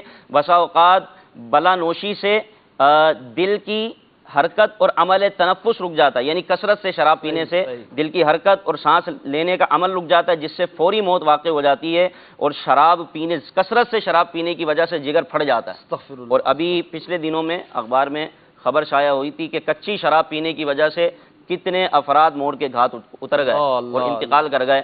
اب محسن بھائی آپ یہ دیکھیے کہ جو شراب پی کر مرا، کیا وہ اچھی موت مرا؟ اچھا دنیاوی نقصان نہ بھی ہو، کوئی نہیں گردہ خراب ہوا، نہیں پھیپڑا خراب ہوا، نہیں کلیجہ خراب ہوا، جی بالکل، مگر یہ جو معاشرتی طور پر لوگوں کی نظر میں ایک اس کی اہمیت ختم ہو جانا، اس کی اولاد بیچارے کی دربدر ہو جاتی ہے، اس کے گھر والوں کی حیثیت ختم ہو جاتی ہے، معاشرے میں اچھی نگاہ سے نہیں دیکھا جاتا، بچوں کو تانا دیتے ہیں تمہارا باپ شرابی ہے اور اس شرابی کی اولاد ہے، شرابی کی اولاد ہے، کہنا چاہیے۔ اب وہ بچہ اگرچہ اس سے دور ہے، بچہ نیک ماحول میں آنا چاہتا ہے، نیک بننا چاہتا ہے، لیکن دنیا دار لوگ، دنیا والے اس کو بولتے ہیں تو شرابی کا بیٹا ہے۔ وہ بیٹا بھی تو بیچارہ اپنا تعارف کراتے ہوئے شرماتا ہوگا نا، میں کیسے تعارف کراؤں، نام لیتے ہوئے شرماتا ہوگا، میں اپنے باپ کا نام کیسے لوں۔ وہ اسکول جاتا ہے تو اسکول میں اس کے باپ کا نام آتا ہوگا تو بچے دیکھ کے اس کا مذاق اڑاتے ہوں گے کہ تم تو شرابی کے بیٹے ہو۔ تو ایسے افراد کو فوراً توبہ کرنی چاہیے۔ شراب کی وجہ سے ہمارے معاشرے میں دہشت گردی کی شرح بڑھ جاتی ہے، شراب کی وجہ سے بدعمالیاں بڑھ جاتی ہیں، قتل و غارت گری اس کا نتیجہ ہوتی ہے، چونکہ اس کو نشہ چاہیے اور نشہ مل نہیں رہا تو وہ اپنی بیوی پہ ہاتھ اٹھائے گا، بیوی کے پاس سے پیسے نہیں ملیں گے تو اپنے گھر کو بیچے گا، نہیں تو پھر وہ قتل و غارت گری کرے گا، چوری کرے گا، ڈاکہ ڈالے گا اور اس طرح کے معاملہ کرے گا، اور یہ معاشرے کا ناسور بن جاتا ہے۔ یہ شراب خوری اتنی بری بلا ہے، اللہ اس سے محفوظ رکھے ہر مسلمان کو۔ پھر اس کے ساتھ دوسری ایک جو برائی ہے معاشرے میں وہ ہے جوا، اللہ، یعنی جوا کھیلنا، اور یوں سمجھیں یہ بھی ایک نشہ ہے، جس طرح شراب کا نشہ پورا کرنے کے لیے اس کو شراب چاہیے، اسی طرح جوا کا نشہ پورا کرنے کے لیے اس کو جوا کھیلنا ہے۔ اللہ، اب وہ جوئے کے لیے اس کو پیسے چاہیے، کیونکہ جوئے کا اصل مقصد یہ ہوتا ہے کہ میں راتوں رات امیر بن جاؤں، مجھے پیسہ مل جائے، بیٹے بیٹا پیسہ آ رہا، کوئی اس کو محنت نہیں کرنی پڑ رہی، اس نے ایک جوئے کا کھیل کھیلا، اس کے پاس 50,000 روپے آ گئے، اس کی تو موجیں ہو گئیں، اب اس کو لت پڑ جاتی ہے۔ اور جس کو جوئے کی لت پڑ جائے نا محسن بھائی، یقین مانے وہ اگر اس سے کہا جائے نا کہ تو اپنے باپ کو قتل کر دے تو معاذ اللہ وہ اس میں بھی دریغ نہیں کرے گا، اور وہ جوئے کی وجہ سے، پیسے ملنے کی وجہ سے معاذ اللہ ثم معاذ اللہ اپنے باپ کو قتل کرنے کے لیے تیار ہو جائے گا۔ یہ جواری ایسا شخص ہے کہ اس کا دین و ایمان ختم ہو جاتا ہے، اور اس کا یوں سمجھے کہ اس کے آگے کوئی رشتہ نہیں رہتا، اس کے آگے ماں باپ کی کوئی حیثیت نہیں رہتی۔ جو جواری ہوتا ہے وہ اپنے کسی سے تعلق صحیح رکھ نہیں سکتا، کیونکہ اس کے نزدیک صرف پیسے کی محبت ہوتی ہے، پیسہ ہے تو سب کچھ ہے، پیسہ نہیں ہے تو کچھ بھی نہیں ہے۔ اور ایسا شخص یہ خواب دیکھ رہا ہوتا ہے میں راتوں رات امیر بن جاؤں گا، لیکن اب کیا ہوا جناب، جوئے کی وجہ سے وہ ہار گیا، اپنا جوئے میں پیسہ ہار گیا۔ اب اس کی بعد کیا ہوتا ہے، اس کے بعد قتل و غارت گری ہوتی ہے، جس سے یہ ہارا ہوتا ہے یا تو یہ اس کو قتل کرتا ہے یا پھر یہ خود قتل ہو جاتا ہے، اور اس طرح کی خبریں ہمارے معاشرے میں ملتی ہیں۔ بیچارے رول رہے ہوتے ہیں، بھوک سے مر رہے ہوتے ہیں، گھر میں کھانے کو نہیں ہوتا، مگر اس کو صرف یہ ہوتا ہے کہ میرا کام پیسے چل چاہیے، جائے، بس اس کو جوئے کے لیے پیسے چاہیے۔ اور آج کل تو جوئے کے نام، جوا کا پر جو ہے وہ چاندی کا ورق چڑھا کر مختلف قسم کے جو گیمز ہیں، مختلف قسم کے جو طریقہ کار ہمارے یہاں رائج ہیں، اللہ محفوظ فرمائے۔ امیر اہل سنت نے غیبت کی تباہ کاریوں میں ان کے بارے میں ہمیں معلومات فراہم کی ہے، تو یہ بھی تو جوئے کے طریقے ہمارے یہاں رائج ہیں، جسے ہم کہیں گے معزز طریقہ کر دیا۔ علماء فرماتے ہیں کہ اپنے بچوں کو یہ جو چھوٹی موٹی لاٹریاں ہوتی ہیں نا، لاٹریاں، علماء فرماتے ہیں اپنے بچوں کو اس سے بچاؤ، یہ عادت پڑ ڈالے، ایسا نہ ہو کہ ان کو جوئے کی عادت پڑ جائے۔ اللہ اللہ۔ اور جواری یوں سمجھیں کہ تباہ و برباد انسان ہوتا ہے، اس کے پاس کچھ نہیں ہوتا، اس کے پاس پیسہ آ بھی جائے تو یہ مال حرام ہے۔ جی جی، جوئے سے یا شراب نوشی سے یا شراب بیچنے سے جو بھی پیسہ آئے گا یہ مال حرام ہے، اور مال حرام کا ایک لقمہ کھانے والا اپنے پیٹ میں آگ کے انگارے بھرتا ہے۔ استغفر اللہ، استغفر اللہ، اللہ تعالیٰ محفوظ رکھے۔ آمین، آمین۔ اسی طرح اس کی ایک معاشرے کی تیسری ایک برائی کہ جو معاشرے میں بگاڑ کا سبب بنتی ہے وہ ہے رشوت خوری۔ آپ یہ دیکھیے کہ آپ کتنی پابندی لگا لیں، جناب حکومتی اداروں کی طرف سے پابندی بھی ہوتی ہے کہ بھائی شراب کوئی نہیں پیے گا، اور بعض اوقات اٹھا کر بھی لے جاتے ہیں ایسے افراد کو جو کاروبار کرتے ہیں، اس کے جو جناب کارخانے چلا رہے ہیں جہاں شراب بنتی ہے۔ اسی طرح جوئے کے اڈے پر چھاپے بھی پڑتے ہیں، کچھ آئٹمز پر پابندی لگی تھی، جی جوئے کے اڈوں پر چھاپے بھی پڑتے ہیں، سب کچھ ہوتا ہے، لیکن ان میں رشوت لینے والے وہ رشوت خور کہ جو رشوت کے پجاری ہوتے ہیں، پیسے کے پجاری ہوتے ہیں، وہ ان کو رشوت دیتے ہیں، رشوت لینے کے بعد یہ ان کو چھوڑ دیتے ہیں۔ رشوت خوری، حضور نے فرمایا الراشی والمرتشی کلاہما فی النار، کہ رشوت لینے والا اور رشوت دینے والا دونوں آگ میں، دونوں جہنم میں ہیں۔ اور میں سمجھتا ہوں کہ معاشرے کا بگاڑ کا ایک بنیادی سبب یہ ہے کہ ہمارے معاشرے میں رشوت خوری عام ہو گئی۔ بہتری آئے گی کیسے؟ بہتری آنے کے لیے اب وہ جہاں بہتری چاہیے وہاں پر وہ شارٹ کٹ رشوت ہے، جی بالکل، شارٹ کٹ کر کے جو ہم دوسری طرف چلے جائیں گے۔ اب رشوت خوری یہ معاشرے کا ایک ناسور ہے، اور رشوت مرتے وقت علماء فرماتے ہیں کہ رشوت خور کا بھی ایمان چھین لیا جاتا ہے، بلکہ اس کی رشوت خوری کی برائی اس پر اس طرح ظاہر ہوتی ہے کہ اس کا چہرہ سیاہ ہو جاتا ہے، استغفر اللہ۔ اور اگر یہ توبہ کیے بغیر مر جائے تو قیامت کے دن اس کو کالے چہرے والا ہو کر اٹھایا جائے گا، اس کے چہرے کا رنگ سیاہ ہو جائے گا، اور پوری مخلوق کے سامنے اس ذلت اور رسوائی کے ساتھ آئے گا کہ سیاہ چہرہ ہوگا، اور سب اسے نفرت کریں گے اور سب کہیں گے کہ یہ رشوت خور تھا۔ یہ اس کے اخروی اس کے نقصانات، اور دنیا میں رشوت خور اگرچہ اس کے پاس بہت مال آ گیا جناب وہ خوش ہے، لیکن آپ یقین مانیے کہ رشوت مال حرام جس کثرت سے آتا نا اس سے دگنی کثرت سے واپس جاتا ہے۔ اور پھر رشوت لینے والے کو اچھا سمجھتا کون ہے؟ اچھا کوئی بھی نہیں سمجھتا، اگرچہ گرم ہو جائے، بالکل بالکل اچھا کوئی نہیں سمجھتا۔ وہ جیسے ہمارے بلال بھائی نے کہا نا، لوگوں کے مال کی وجہ سے لوگ اس کے سامنے محبت سے بات تو کرتے ہیں، اور اس کے سامنے جناب اس کے شر کی وجہ سے اس کی چاپلوسی تو کرتے ہیں، لیکن بعد میں لوگوں کا بس چلے نا تو جو چائے پلاتے ہیں اسی میں زہر گھول کے کھلا دیں کہ تو نے مجھ سے رشوت لی تھی، میرا مال ضائع کیا تھا۔ میں مزید انشاءاللہ آپ سے غلام محی الدین بھائی مدنی پھول لیتا ہوں۔ آپ نے معاشرتی برائیوں کے حوالے سے بہت اچھے انداز میں بیان کیا کہ بعض معاشرتی برائیاں ایسی ہیں جو ہمارے معاشرے کو اپنے لپیٹ میں لیے ہوئے ہیں، اور جس سے ہمارے معاشرے میں بگاڑ پیدا ہو رہا ہے۔ دیکھیے، برائی برائی ہے، چاہے وہ معاشرتی ہو، چاہے وہ اخلاقی ہو، چاہے وہ کوئی سی ہو. جب آپ اسے بد کہہ رہے ہیں، برائی کہہ رہے ہیں، تو اس سے بچنا ہی ضروری ہے. بری عادتوں سے برائی اپنے آپ کہنے کو کے باوجود نہیں نہیں بچتے. یعنی بولے یار برائی بھی کہہ رہا ہوں پھر بھی کر رہے ہیں. کام چلانا ہے نا، بس. کام چلانے کے لیے بندہ آگے بڑھ رہا ہے، معاذ اللہ ایسا نہ کریں. بلکہ آج کے سلسلے کے ذریعے ہم اپنا یہ ذہن بنائیں. مدنی چینل کے ناظرین، آپ اپنی نیتیں بھیجیں، اپنے تاثرات بھیجیں کہ الحمدللہ عز و جل میں ان برائیوں سے توبہ کر چکا اور آئندہ انشاءاللہ یہ برائیاں نہیں کروں گا. اگر اخلاقی برائیاں ہیں، معاشرتی برائیاں، ان سے بھی اپنے آپ کو بچائیں. بعض گناہ ہوتی ہے، بعض گناہ نہیں ہوتی، مگر معاشرے میں اچھا نہیں سمجھا جاتا. ان تمام بری عادتوں سے اپنے آپ کو بچانے کی کوشش کیجیے اور دوسرے اسلامی بھائیوں تک پیغام پہنچانے کے لیے ہمارے معاون و مددگار بنیں اور بری عادتوں سے بچیں تاکہ ہمارا معاشرہ اچھا بن جائے. آگے بڑھتے ہیں، کچھ کالز اور میسیجز کو شامل سلسلہ کرتے ہیں. پہلے میسیجز پڑھ لیتا ہوں. مدنی بھائی، میں ایک مختصر کلام سننا چاہتا ہوں برائے کرم وہ سنا دیجیے. وہ کلام انہوں نے لکھا نہیں، انہوں نے کہا کہ وہ جو اسلامی بھائی ان کے ساتھ پڑھ رہے تھے. اب کیا پڑھ رہے تھے ہم کو کیا پتا. چلیں بھائی، آپ کی خواہش ہے. سلسلہ عطا رحمان بہت پیارا ہے. عدنان بھائی سے عرض ہے، عدنان بھائی تو چلے گئے. پلیز مجھے یہ کلام سنا دیجیے. طیبہ بڑی دور ہے انشاءاللہ. السلام علیکم، آپ کے پروگرام بہت اچھے ہیں. نعت سنا دیجیے کہ ایک بار مدینہ پاک میں جانا نصیب ہو انشاءاللہ. سلسلہ عطا رحمان، ماہ رمضان میں غلام محی الدین بھائی کو کیوں تشریف نہیں لا رہے تھے؟ چلیں بھائی انشاءاللہ تشریف لے آئے ہیں، ماشاءاللہ ان کو خوش آمدید کہتے ہیں. بنت اصغر، امیر اہل سنت کی یہ منقبت سنا دیجیے سیدی عطارہ. سلام، بری عادتیں کیسے چھوڑی جائیں؟ فرام محمد عتیق عطاری. انشاءاللہ اس پر آپ سے جواب لیں گے ہم. آپ کا سلسلہ بہت اچھا ہے. میری آپ سے گزارش ہے کہ مجھے نعت شریف سنا دیجیے. مجھے نعت شریف سنا دیجیے. آج اشک میرے نعت سنائیں تو عجب کیا. اسی طرح مزید میسیجز ہیں. میرے ابو سب رشتہ داروں سے دور ہیں اور مجھے بھی ان سے نہیں ملنے دیتے، میں کیا کروں؟ راشد بھائی، یہ بھی ایک مسئلہ ہے، بری عادت ہے. اب مثال ابو کی تایا سے نہیں بنتی، بڑے بھائی سے نہیں بنتی، چھوٹے بھائی سے نہیں بنتی، پھوپھی سے نہیں بنتی، قطع تعلق کی. اب یہ جو بری عادت ہے کیا کریں؟ دیکھیں اس بار بچہ کیا کرے یہ بتائیں آپ. دیکھیے پہلے تو ہم جو بزرگ ہیں ان سے عرض کریں گے کہ آپ کچھ ایسے کام نہ کریں جس کے اثرات آپ کی اولاد پر پڑیں. ٹھیک ہے کہ آپ کی وجہ سے اگر آپ کے کچھ تعلقات اگر خراب ہیں تو یہ صحیح ہو جاتے ہیں، عموماً ایسا ہوتا ہے کہ درست ہو جاتے ہیں. لیکن بچوں کے لیے تو خاص طور پر یہ ہے کہ اگر بڑوں کے کچھ معاملات ہو جائیں، قطع تعلقی ہو جائے، کچھ دیر کے لیے ناراضگی ہو جائے، جیسے والد صاحب کی، چچا تایا کی یا پھپھو کی، اس طرح خالہ وغیرہ کے ساتھ کچھ معاملات اگر ہو جائیں تو بچوں کے چاہیے کہ خاموشی اختیار کریں اور وہ قطع تعلقی نہ کریں. ٹھیک ہے.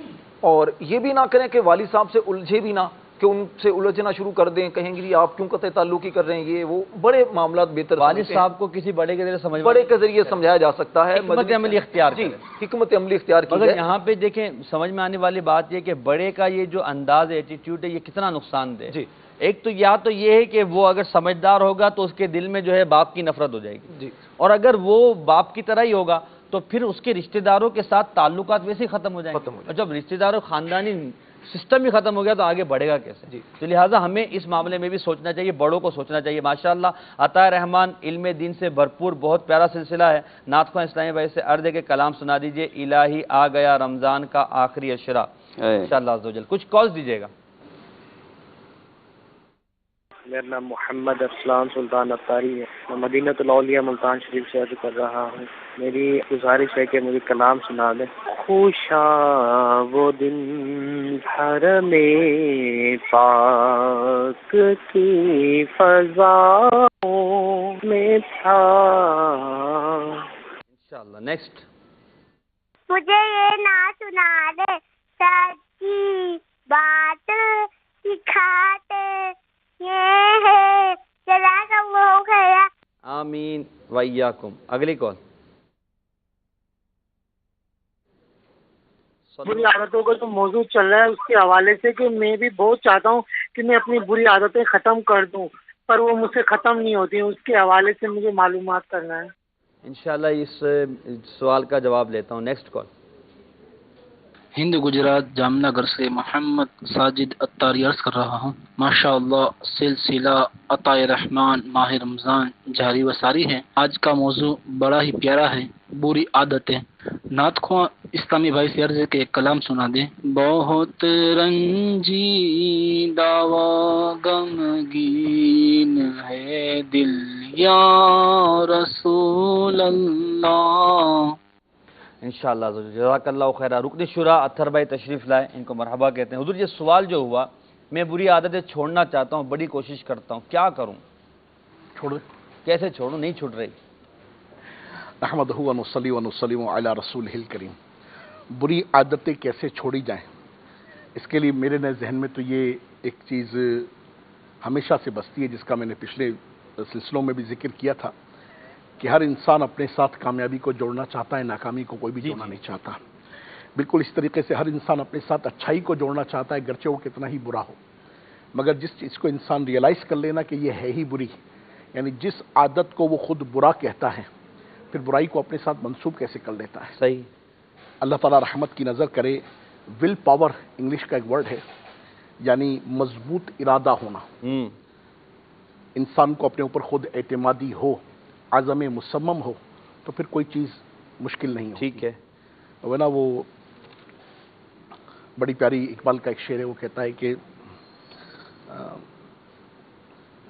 نکل گیا آگے، آ جائے گا انشاءاللہ۔ کون سا ہے؟ آ جائے گا کوئی لفظ بتا دیں، انشاءاللہ آ جائے گا۔ عزم پر ہی ہے وہ۔ اچھا، عزم پر بڑا پیارا شعر ہے، انشاءاللہ وہ آ جائے گا میرے ذہن میں۔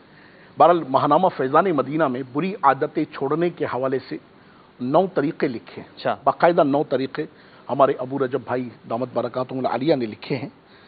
میں چاہوں گا کہ وہ اگر مضمون سنا دوں تو انشاءاللہ عز و جل بہت کچھ سیکھنے کا موقع ملے گا۔ آپ فرماتے ہیں کہ ہم اکثر عادتیں یعنی ہیبٹس لاشعوری طور پر اپناتے ہیں، پھر اچھی عادتیں ہمیں کامیاب اور بری ناکام بنانے میں اہم کردار ادا کرتی ہیں، کیونکہ ایک تحقیق کے مطابق دنیا بھر میں تقریباً 40% کام ہم اپنی مرضی سے نہیں بلکہ عادت کے مطابق کرتے ہیں۔ اچھا۔ بری عادتیں سردیوں کے نرم گرم بستر کی طرح ہوتی ہیں، جن میں گھسنا آسان لیکن نکلنا بڑا مشکل ہوتا ہے۔ مثال بڑی پیاری دی سر۔ لیکن اپنی غلطی کو مان کر درست کر لیا جائے تو کامیابی کی راہیں کھل جاتی ہیں۔ ٹھیک۔ سب سے پہلے اپنا ذہن بنا لیجئے کہ اپنی بری عادتوں کو دور کرنا میری ہی ذمہ داری ہے۔ صحیح۔ کوئی ول پاور اپنے اندر جب تک نہ ہوگا نا، میری ہی ذمہ داری ہے، لہٰذا اس کا انتظار نہ کیجئے کہ کوئی دوسرا آپ کی اس ذمہ داری کو ادا کرے گا۔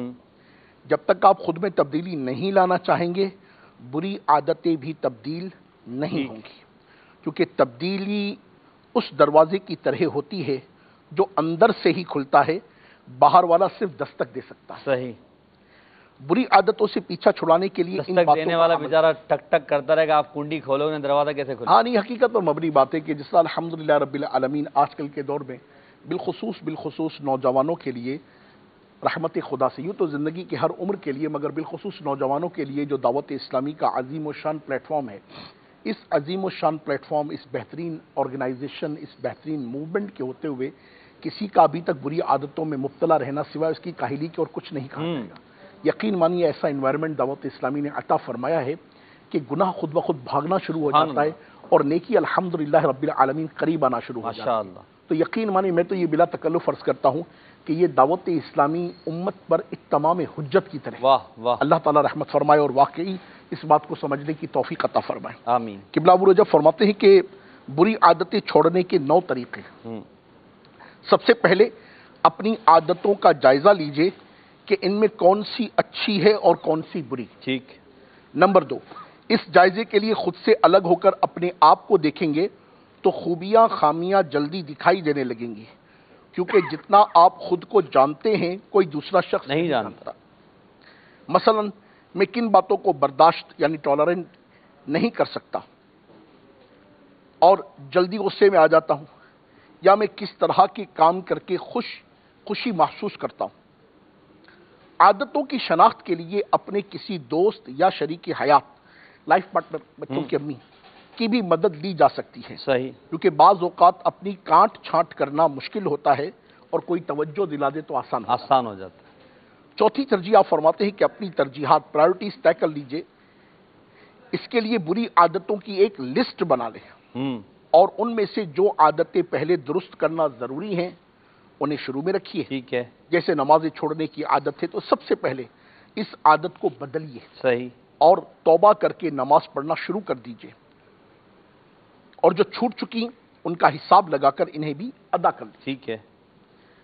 پانچواں مدنی پھول یہ لکھتے ہیں کہ اس کے لیے مدنی انعامات بہت بہترین ذریعہ نہیں ہے یہ جو ہمیں چارٹ بنانا اپنے لیے؟ الحمدللہ یہ خود ایک کاموں میں سے کام میرے ذہن میں تھا کہ یہ 5-6 چیزیں اپنی بیان کر دی جاتی، پھر انشاءاللہ فردر ہم باتوں پر بھی آتے ہیں الحمدللہ کہ ہم کس طرح سے لائف کو شیڈول کر سکتے ہیں، اپنی ہر ایکٹیویٹی کا کس طرح سے جائزہ لے سکتے ہیں، خود احتسابی کا نظام بنا سکتے ہیں، چارٹ کی ترکیب بنا سکتے ہیں، ایسے دوست رکھے جا سکتے ہیں کہ جو مصلح ہمیں بتائیں، بہت اچھے انداز اختیار کی جا سکتے ہیں.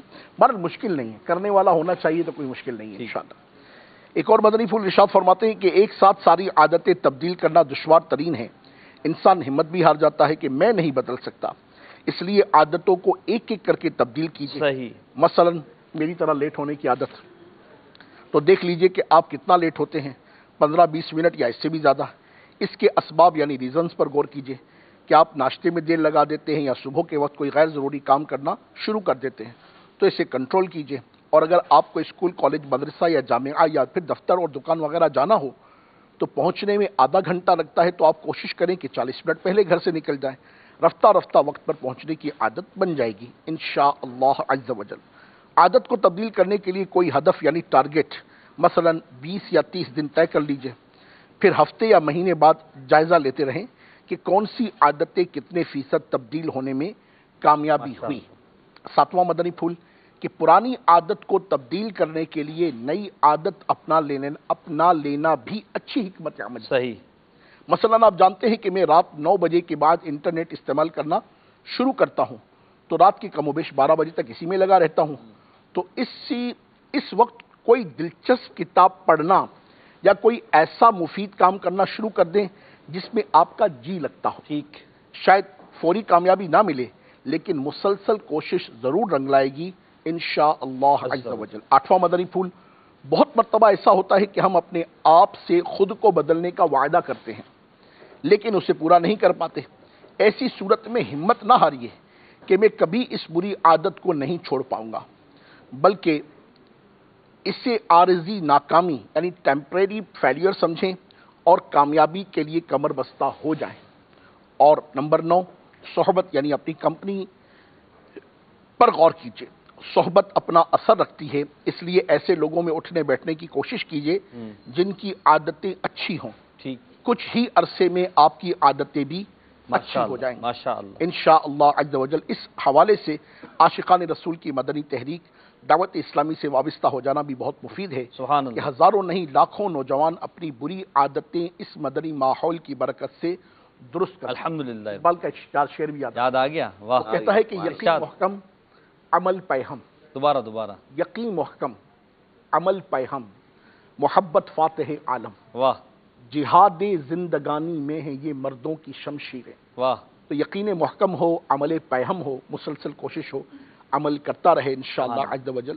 یقین محکم ہو، عمل پیہم ہو اور محبت محکم یعنی عزم مصمم، پختہ ارادہ ہو، ول پاور ہو، کرنے کی دھن ہو تو انشاءاللہ عز و جل ہو جائے گا. کوئی مشکل نہیں.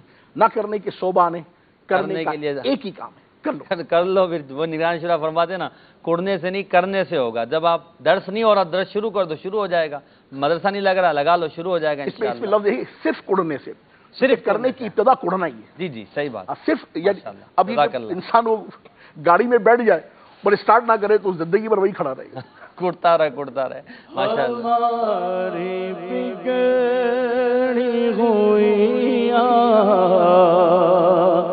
عادتیں نکل جائیں ہماری بگڑی ہوئی عادتیں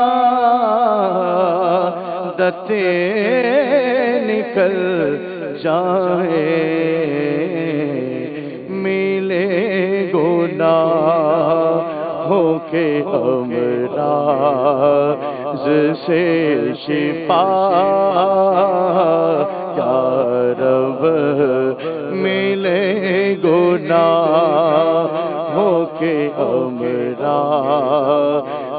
سے شفا یا رب۔ ہمارے مدنی چینل کے ناظرین کی کچھ فرمائشیں بھی تھیں، نعت خواہ اسلام بھائی دونوں موجود ہیں، فرمائشیں کچھ پوری کر دیں، کچھ اشعار۔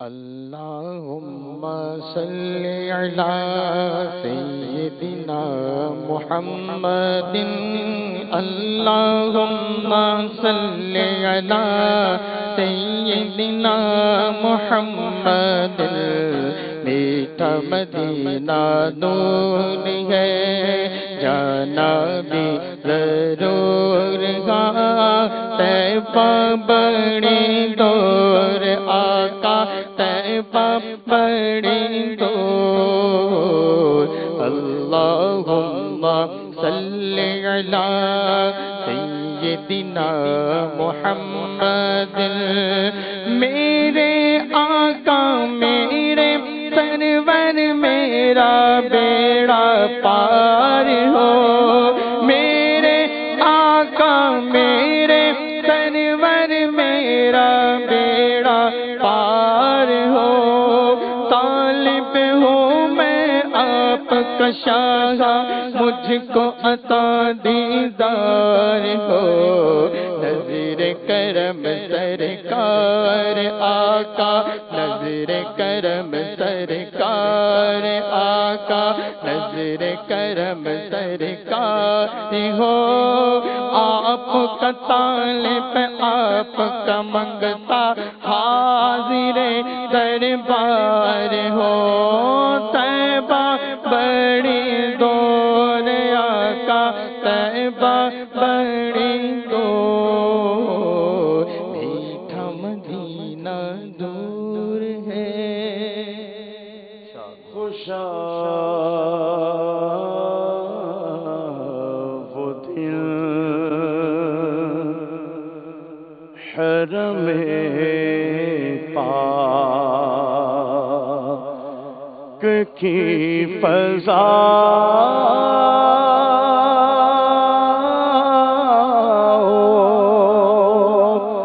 میں تھا،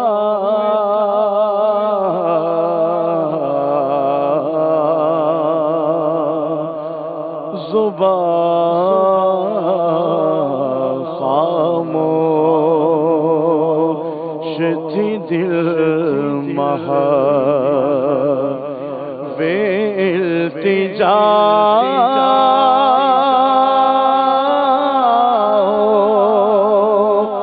میں تھا،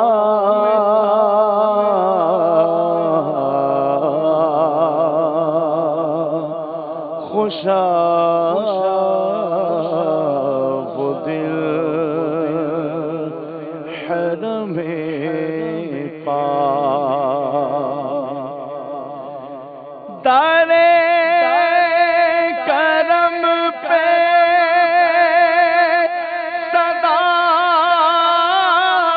دے رہا تھا،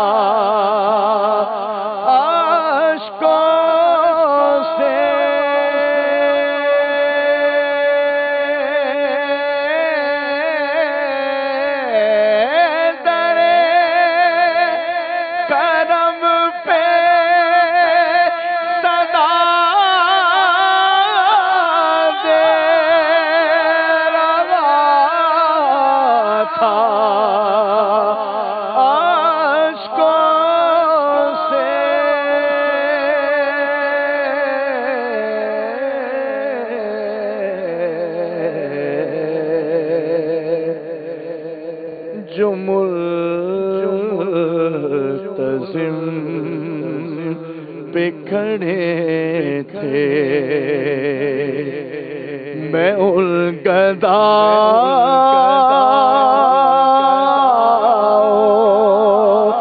میں تھا،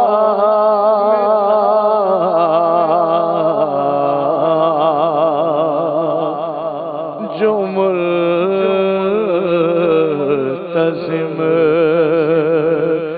پہ کھڑے تھے، میں الگدا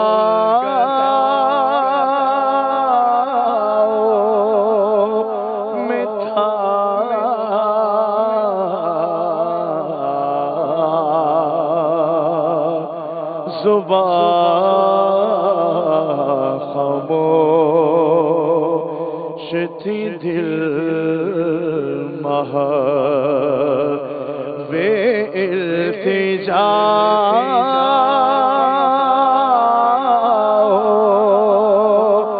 میں تھا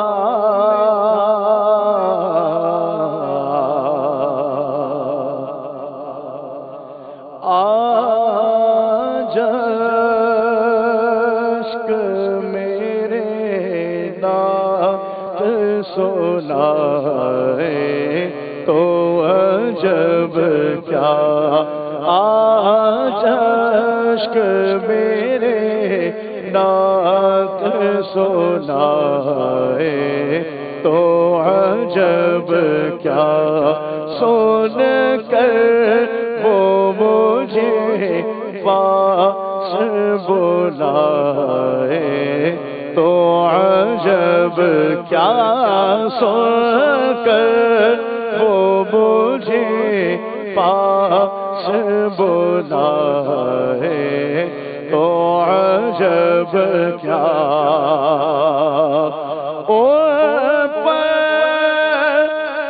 ان پر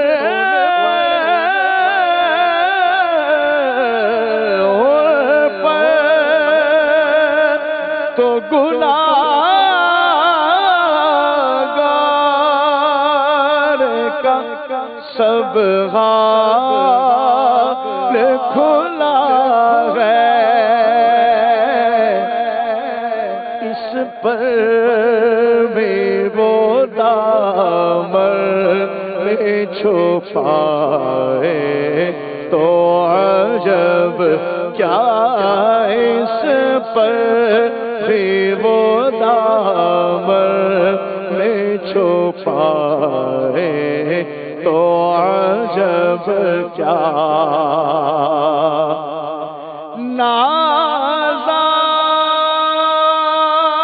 نازاد سفر ہے نہ کوئی کام بھلے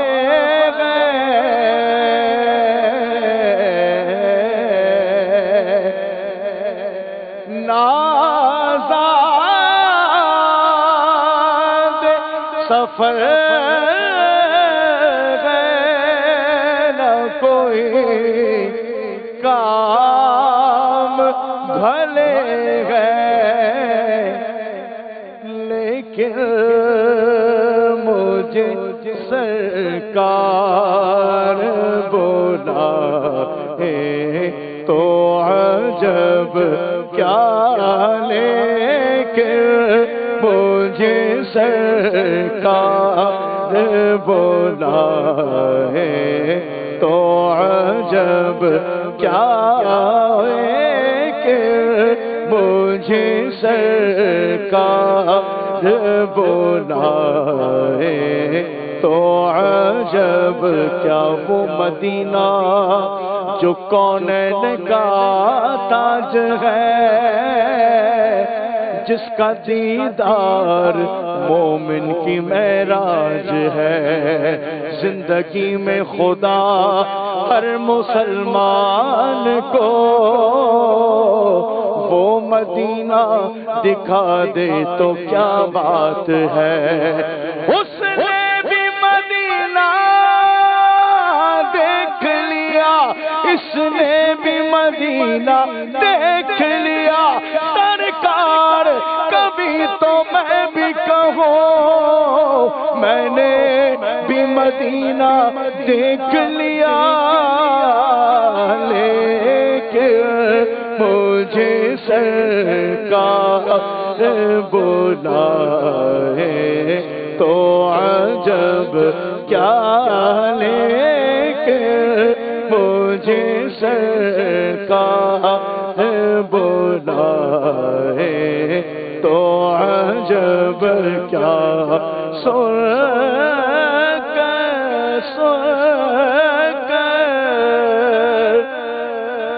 وہ مجھے پاس بلائے تو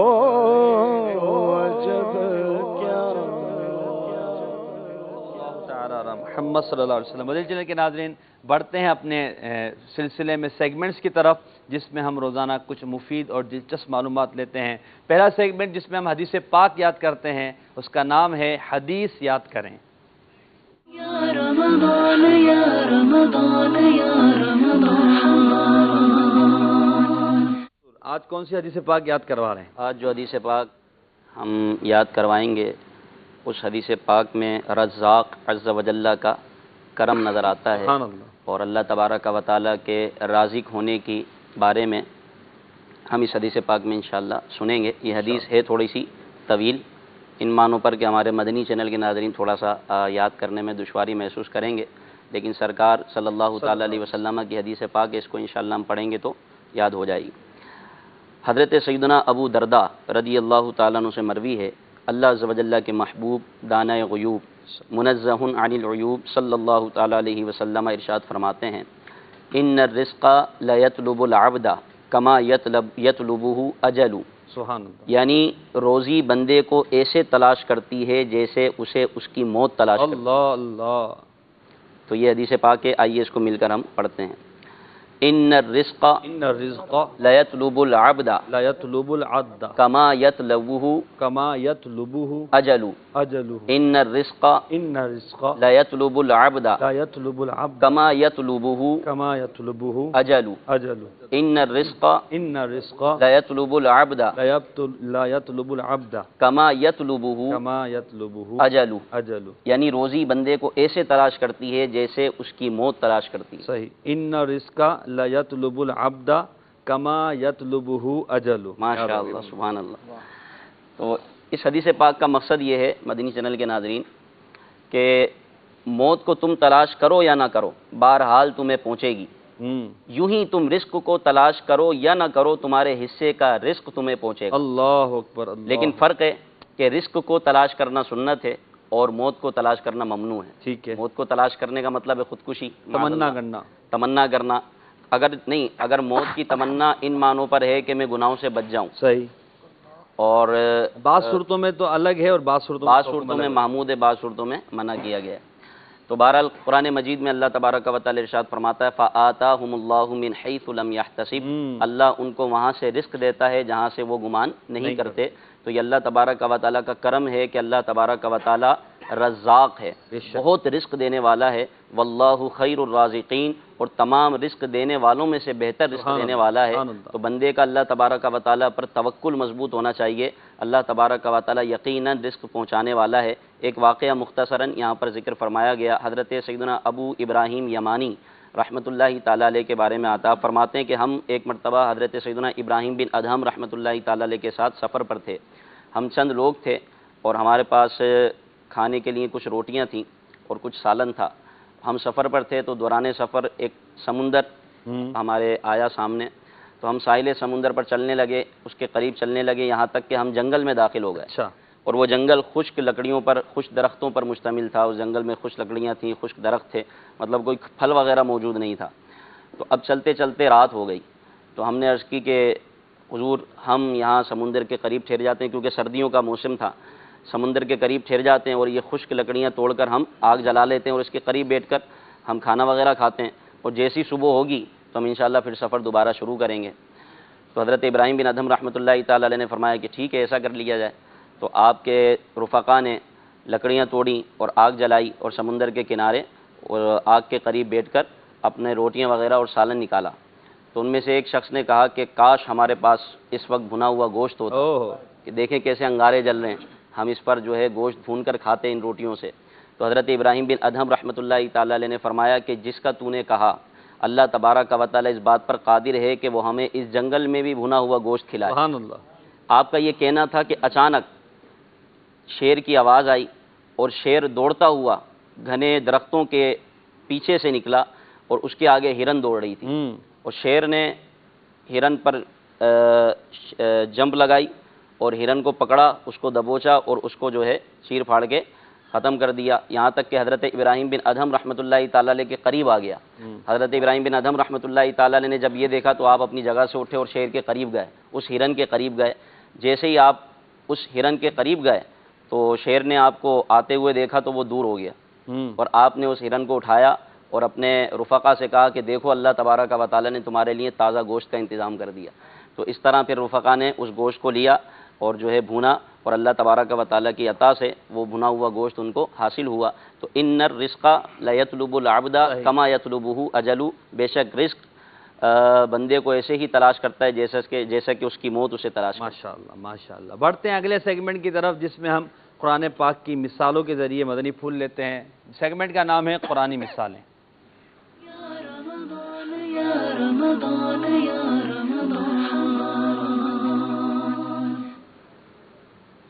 بسم اللہ الرحمن الرحیم. آج پارہ 27 سورۃ الحدید کی آیت نمبر 20 کے اندر اللہ تبارک و تعالی نے جو مثال ارشاد فرمائی وہ سننے کی سعادت حاصل کرتے ہیں.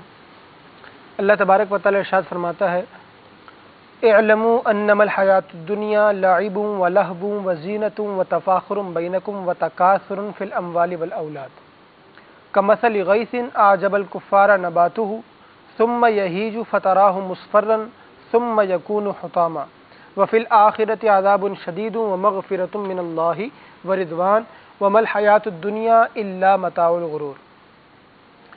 ترجمہ کنز العرفان اس کا یہ ہے، جان لو کہ دنیا کی زندگی تو صرف کھیل کود اور زینت اور آپس میں فخر و غرور کرنا اور مال اور اولاد میں ایک دوسرے پر زیادتی چاہنا. ٹھیک ہے.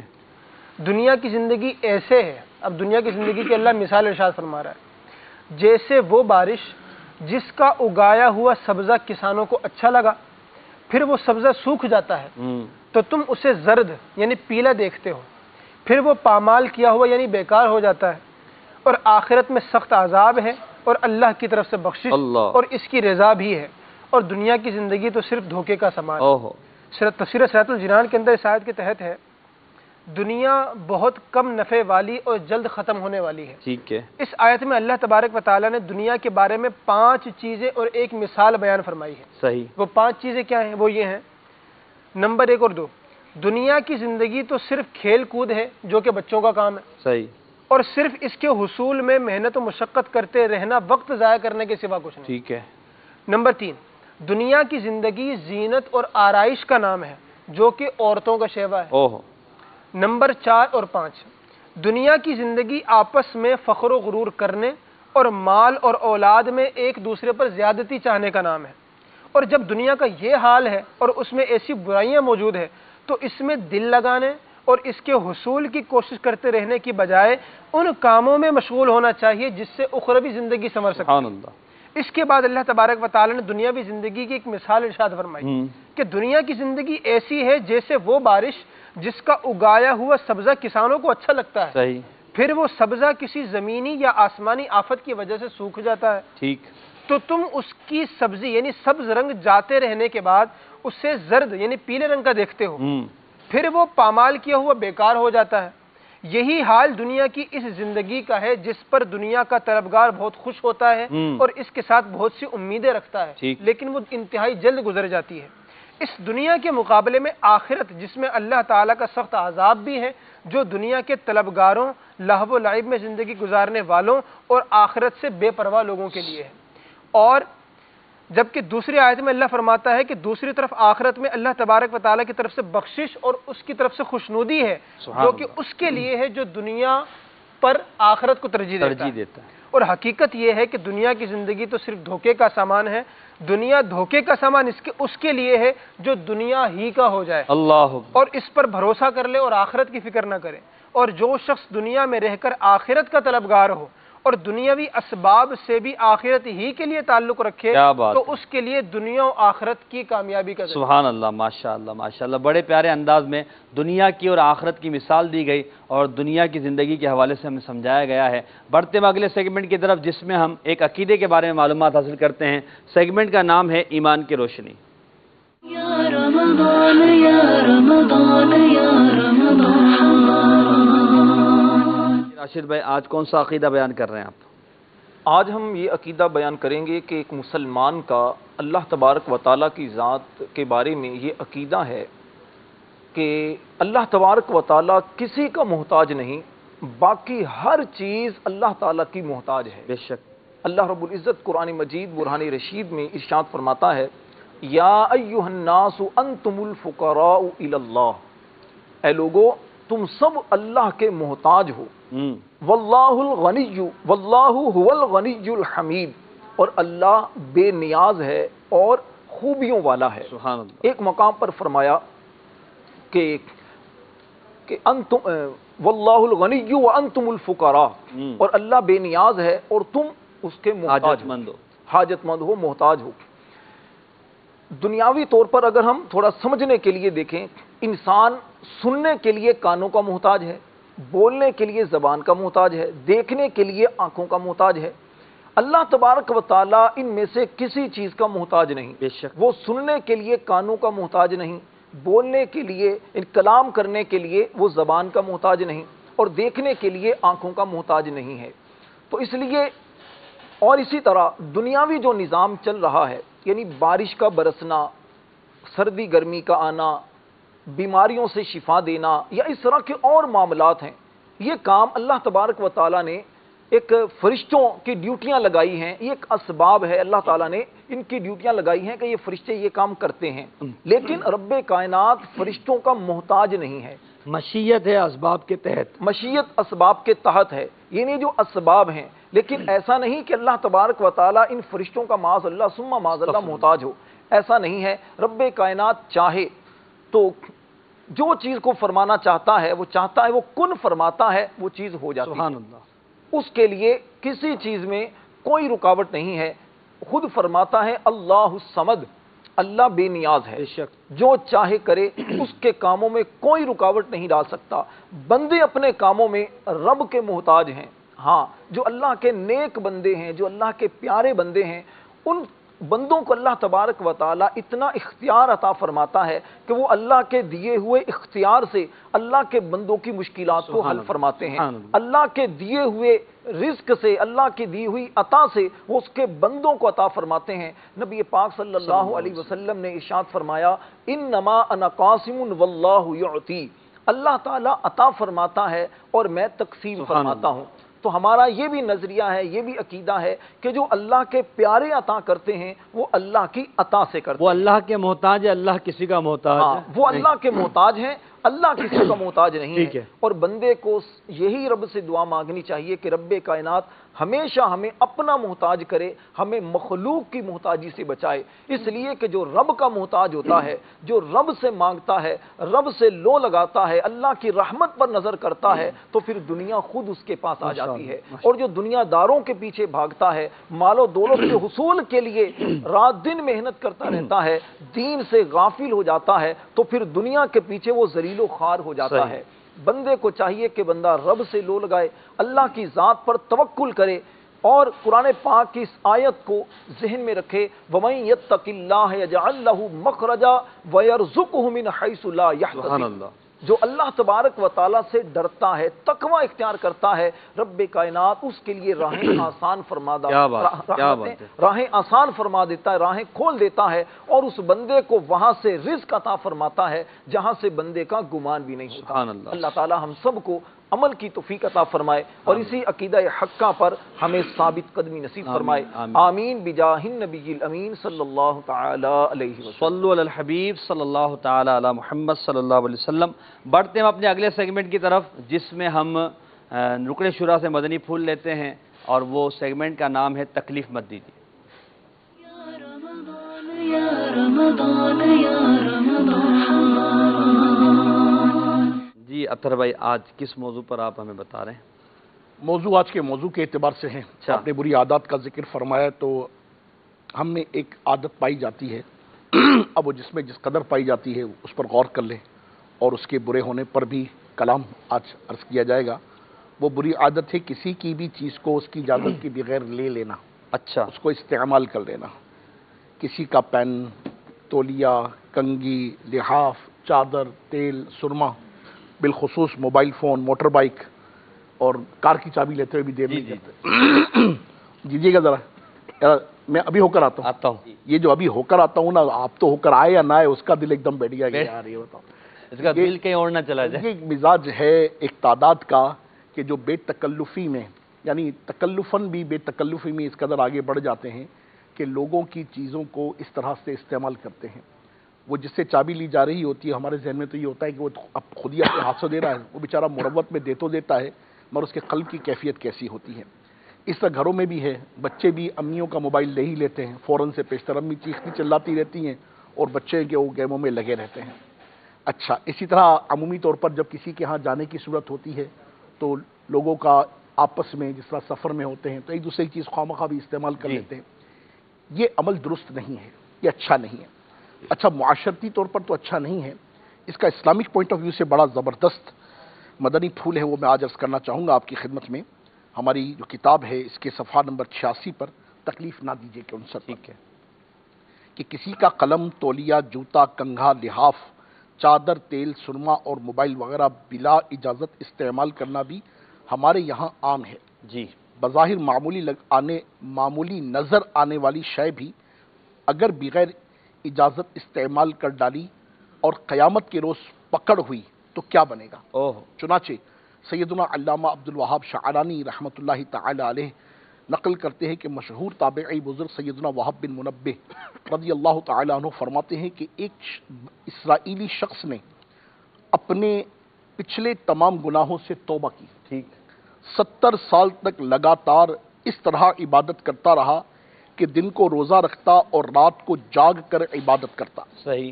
نہ کوئی عمدہ غذا کھاتا، نہ کسی سائے کے نیچے آرام کرتا.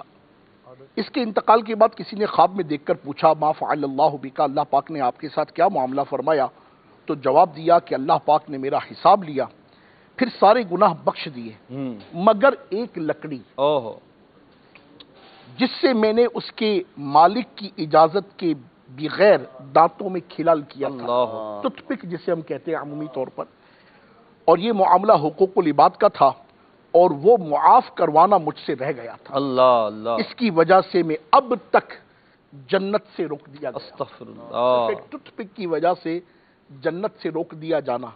تو ہم غور کریں کہ عمومی طور پر کلاس فیلوز میں، کلاس ویٹس میں، دفاتر میں ایک ساتھ کام کرنے والوں میں، گھروں میں بھی ہم ایک دوسرے کی چیزوں کے تعلق سے اتنی احتیاط نہیں کرتے ہم لوگ. واقعی اگر ایسی کوئی بے تکلفی ہے اور آلریڈی ایک اجازت کی ترکیب ہے تو جو جائز صورت ہے وہ اپنی جگہ پر جائز ہیں، مگر پھر بھی انسان کو اس بات کا لحاظ برتنا چاہیے کہ رسول پاک صاحب لولاک صلی اللہ علیہ وسلم نے ارشاد فرمایا کسی مسلمان کے لیے حلال نہیں ہے کہ وہ اپنے بھائی کا کوئی مال ناحق طور پر لے، اس لیے کہ اللہ پاک نے مسلمان کا مال مسلمان پر حرام کیا. اللہ، اور اس کو بھی حرام قرار دیا ہے کہ کوئی شخص اپنے بھائی کی لاٹھی بھی اس کی خوش دلی کے بغیر لے. اب اسٹک کی کیا ویلیو ہے اسٹک کی یار؟ ہم موٹر بائک اور کار کی چابیاں ایسے دیتے ہیں. اچھا، ایک اسلامی بھائی دوسرے شہر میں رہتا ہوگا اور اس کا فلیٹ کوئی خالی ہوگا نا تو بلا تکلف کہہ دے یار وہ آپ کا فلیٹ خالی ہے نا، یار 2-4 دن کے لیے میں اپنے بچوں کے ساتھ وہاں چلا جاتا ہوں. ارے بھائی، ہر ایک کا اپنا مزاج ہوتی ہے، اپنی کیفیت ہوتی ہے، اپنی نفاست ہوتی ہے، اپنی نظافت ہوتی ہے. آپ جائیں گے، آپ کا ماحول، آپ کے بچوں کا ماحول، آپ کا اپنا انداز بڑا عجیب و غریب ہوتا ہے. لوگوں کو واش روم استعمال کرنے کی تمیز نہیں ہوتی. تھوڑی دیر کے لیے کسی کے گھر چلے جاتے ہیں تو واش روم میں گھسنا، اپنے ہی واش روم میں گھسنا مشکل ہو جاتا ہے. ڈرائنگ روم کی حالت عجیب و غریب ہو جاتی ہے. پھر فیملی کے ساتھ انسان کہیں آئے یا جائے تو اس کی صورتحال بڑی مختلف ہوتی ہے. براہ کرم اس حوالے سے خود خوب احتیاط برتا کیجئے. وہ میرا جگری دوست ہے، وہ میرا زبردست یار ہے، وہ میرا بچپن کا دوست ہے، ہم تو اٹھے بیٹھے کھائے پیے چلے پھرے ساتھ ہیں، تو اس کا مطلب ہرگز یہ نہیں ہے کہ بے تکلفی اس حد تک بڑھے کہ آپ اس کی چیزوں کو اپنے لیے حلال سمجھنا شروع کر دیں. خوش دلی کے ساتھ کسی نے کوئی چیز دی اور آپ نے استعمال فرمائی تو اس پہ کلام ہی نہیں ہے، مگر اس کا دل خوش نہیں اور آپ نے استعمال کی تو یہ ذہن میں رکھیے گا. اچھا، پھر یہ حاجت ہو ہی کیوں؟ کیونکہ شیخ کامل دامت برکاتہم العالیہ نے ہماری تربیت یہ بھی تو کی نا، یہ سوال کرنے کا مزاج. یار ذرا بائک کی چابی دیجیے گا، یار ذرا یہ دے دیجیے گا، یار ذرا وہ پکڑا دینا، یار یہ ذرا دکھانا ذرا. تو یہ جو انداز ہے نا سوال کا، یہ بھی اچھا نہیں ہے. یہ جس کو کہیں کہ یہ ہمارے ہاں پسندیدہ نہیں ہے، معاشرتی اقدار کے اعتبار سے بھی یہ درست نہیں ہے. لہٰذا اپنے ہی دوستوں کو، اپنے ہی گھر والوں کو، جو مدنی منع مدنی منیاں سن رہے ہیں، بیٹے اور بیٹیاں سن رہی ہیں، اپنی والدہ کے، اپنے والد کے فون کو بھی خواہ اس طرح نہ لے لیا کریں کہ جس سے ان کی خواہ بھی دل آزاری کی صورت بنے. جزاک اللہ خیرہ. موضوع آج ہماری بری عادتیں اور بری عادتوں کے حوالے سے بات کی جا رہی ہے. کچھ کالز ہیں، شامل سلسلہ کرتے ہیں. تاریخ شہر کولکتہ سے ماشاء اللہ عطائے رمضان سلسلہ جاری و ساری. عرض ہے آپ کے بارگاہ میں کہ ماہ رمضان میں بھی جو ایک بری عادت معاشرے میں فلم ڈرامے گانے بازی دیکھنے کا، یہ ماہ رمضان میں بھی جاری و ساری ہے. غیر رمضان میں تو معاشرے کے لوگ دیکھ ہی رہے ہیں، عادت بنی ہوئی ہے، لیکن ماہ رمضان میں بھی چھوٹ نہیں رہی ہے، بلکہ وقت پاس کرنے کے لیے اس کو کثرت کے ساتھ دیکھا جا رہا ہے. اس حوالے میں مدنی پھول ارشاد فرما دیں. غلام الدین بھائی آپ سے اس کا جواب لوں گا میں. جی اگلی کال. ویسے ستاری عرض کر رہا ہوں سیالکوٹ سے. میں یہ پوچھنا چاہتا ہوں کہ آج کل موبائلز کے اندر کچھ ایسی گیمز ہیں جو کہ آن لائن کھیلی جاتی ہیں، ڈیٹا کنیکشن ان کے لیے ریکوائر ہوتا ہے، تو ان گیمز میں مختلف کوائنز ہوتے ہیں کہ جو دو مثال کے طور پر جو دو لوگ کھیل رہے ہیں آپس میں آن لائن گیم، تو وہ آپس میں کوائنز شیئر کرتے ہیں. شیئر اس طرح کے ایک ہاتھ ہے، فرض کریں ایک ہاتھ ہے کوائن، دوسرا جیتتا ہے. تو اس طرح سے جو ہم کوائنز، حالانکہ ان کوائنز کا حقیقت سے کوئی تعلق نہیں ہوتا، حقیقت میں یہ منی نہیں ہوتی، لیکن پھر بھی یہ ایک طرح سے کوائن ہے جو ہم ہارتے اور جیتتے ہیں، تو ان کے بارے میں کیا حکم ہے؟ کیا یہ بھی جوئے کے زمرے میں آتے ہیں کہ نہیں؟ جواب عنایت فرما دیں. اس کے لیے آپ دارالفتہ اہل سنت سے رابطہ فرما لیں، مگر کم از کم اس میں وقت کا ضیاع تو ہے، اور خام و خواہ کی دلچسپی بھی بہت ہے اور مزہ بھی بڑا آتا ہے، اور جو انسان اس کے اندر منہمک ہی رہتا ہے کہ بس کسی طرح میرا یہ سسٹم بڑھ جائے، میرے کوائن بڑھ جائے، میرا جو ہے ترکیب بڑھ جائے. ہاں، اور یہ نمبر آپ کو اسکرین پر دکھایا جائے دارالفتہ اہل سنت. عمل کل کی رغبت بنتی ہے، بالکل بنتی ہے. آج کا یہ عمل انسان جو کر رہا ہے یہ کل کی رغبت بنتی ہے. یقیناً دارالفتہ اہل سنت سے رہنمائی ضرور لیجئے، مگر اس بات کو بھی ذہن میں رکھیے کہ یہ منفی سرگرمی ہے جو آپ کے بچے کے ذہن میں بالآخر اس کیفیت کو لے کر چلی جائے کہ گیملنگ کی طرف، یعنی یہ بری عادت کہیں گناہ کی طرف نہ لے جائے. اگرچہ یوں اگر کہیں کہ اگر گناہ نہیں ہے بالفرض، دارالفتہ اہل سنت سے آپ معلوم کریں، پھر بھی آپ کو گناہ کی طرف لے جانے والی معاون کہیں ثابت نہ ہو جائے. غلام الدین بھائی، گانے باجے فلم ڈرامے، کیونکہ اب وہ راتوں میں سونا تو ہے نہیں، شہری تک جاگنا ہے، تو اب مختلف چینلز پر مختلف گناہوں بھرے معاملات دیکھنے کا سلسلہ ہے. اللہ اللہ. دیکھیے رمضان مبارک، اچھا ساتھ میں آپ گالیوں کا بھی تھوڑا سا، کیونکہ ہمارے معاشرے میں گالیاں بڑی عام ہوتی جاتی ہیں. حدیث مبارکہ میں آیا بالخصوص رمضان المبارک کے مہینے کے تعلق سے، من صام ایمانا و احتسابا فقد غفر له ما تقدم من ذنبی. صحیح. جس نے اس ماہ رمضان میں صدق دل سے، اخلاص کی نیت سے اللہ کی رضا کے لیے روزے رکھے، اللہ اس کے پچھلے گناہوں کو معاف فرما دیتا ہے. اسی طرح فرمایا جس نے رات میں قیام کیا، رات میں عبادت کی، من قام ایمانا و احتسابا، ایمان کے ساتھ اور اخلاص کے ساتھ، اللہ تعالیٰ اس کے سارے پچھلے گناہوں کو بخش دیتا ہے. سبحان اللہ. اگر یہ روزہ رکھنے والا اپنے روزے کو گزارنے کے لیے ٹائم پاس کے نام پر، اور جناب ٹائم پاس کے یہ ٹائم فیل ہے حقیقتاً، جی فلمیں ڈرامے دیکھتا ہے اور جناب بد نگاہی کرتا ہے یا گانے باجے سنتا ہے، تو یہ اپنی آخرت کو تباہ کرنے والا ہے. جس طرح ماہ رمضان میں نیکیوں کا ثواب بڑھ جاتا ہے نا، اسی طرح گناہوں کا عذاب بھی بڑھ جاتا ہے. کل کا ہمارا جو آپ کا موضوع تھا میوزک اور معاشرہ، گانے بازی کی اتنی تباہ کاریاں جس پر حدیثیں اتنی وارد ہوں تو اس میں تو کوئی مطلب کلام کی گنجائش ہی نہیں ہے کہ جو گانے باجے سنتا ہے قیامت کے دن اس کے کانوں میں پگھلا ہوا سیسا ڈالا جائے گا، جو بد نگاہی کرتا ہے قیامت کے دن اس کی آنکھوں میں پگھلا ہوا سیسا ڈالا جائے گا.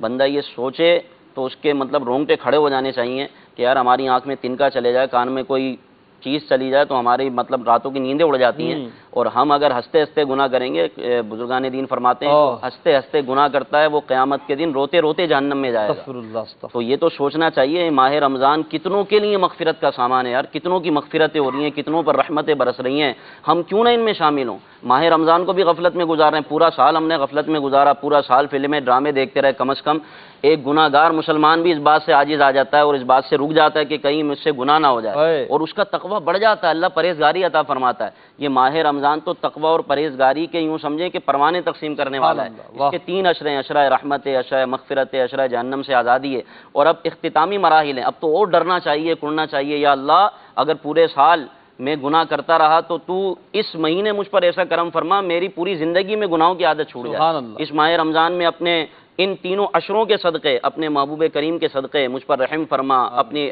عشرۂ رحمت کے صدقے مجھ پر رحمت فرما، عشرۂ مغفرت کے صدقے میری مغفرت فرما، جہنم سے آزادی والے عشرے کے صدقے مجھے جہنم سے آزاد فرما. اس عشرے میں تو رات کو عبادت کرنی چاہیے. طاق راتیں بھائی، طاق راتوں میں تو حضور صلی اللہ تعالی علیہ وسلم نے ارشاد فرمایا کہ ان 5 راتوں میں لیلۃ القدر کو تلاش کرو. ہمیں اپنی عبادت کا ذہن بنانا چاہیے، اپنے قرآن مجید کی تلاوت کا ذہن بنانا چاہیے. اور یہ آخری لمحات ہیں، ان میں تو اپنے آپ کو یوں سمجھیں کہ بالکل مسجد میں گویا کہ اپنے آپ کو مسجد میں محصور کر دینا چاہیے. منزل قریب ہے، سواری کو تیز کر دینا چاہیے. تیز کر دینا چاہیے. ظاہر سی بات ہے جب منزل قریب آ جاتی ہے تو سوار کا دل یہ چاہتا ہے میں پہنچ جاؤں اڑ کر. تو اب منزل قریب ہے اور یوں سمجھیں کہ عشرۂ جہنم سے آزادی جانے والا اللہ تبارک و تعالیٰ نہ جانے کتنے لوگوں کو جہنم سے آزاد فرما رہا ہے. تو ہمیں چاہیے کہ ہم عبادت کریں اور عبادت پر کمر بستہ رہیں اور اللہ تبارک و تعالیٰ سے دعا کرتے رہیں. یہ فلمیں ڈرامے دیکھنا، گانے باجے سننا یہ رمضان میں بہت مطلب مذمت آمیز اس طرح کے معاملات ہیں. اور رمضان کے علاوہ بھی ظاہر سی بات ہے اس کی اجازت تو نہیں ملے گی. اچھا گالیوں کے حوالے سے ہمارے معاشرے میں بات کرتے ہیں تو گالی، اللہ اکبر، فون لگاتے ہیں تو گالی، اطہر بھائی پیٹرول پمپ پہ رکے تو گالی، اچھا ٹریفک جام ہو گیا تو گالی، گھر میں گھسے تو گالی، غصہ آیا تو گالی، مزاج میں چڑچڑاپن آ گیا تو گالی. یہ گالیوں کا جو مزاج ہمارے یہاں بڑھتا جا رہا ہے. امام باقر رضی اللہ تعالیٰ عنہ کا فرمان ہے، یہ امام زین العابدین کے شہزادے ہیں. صحیح. آپ کے ملفوظات ہیں، آپ کے ملفوظات میں یہ ملتا ہے کہ آپ فرماتے ہیں فاسق و فاجر کا پہلا حملہ گالی ہے.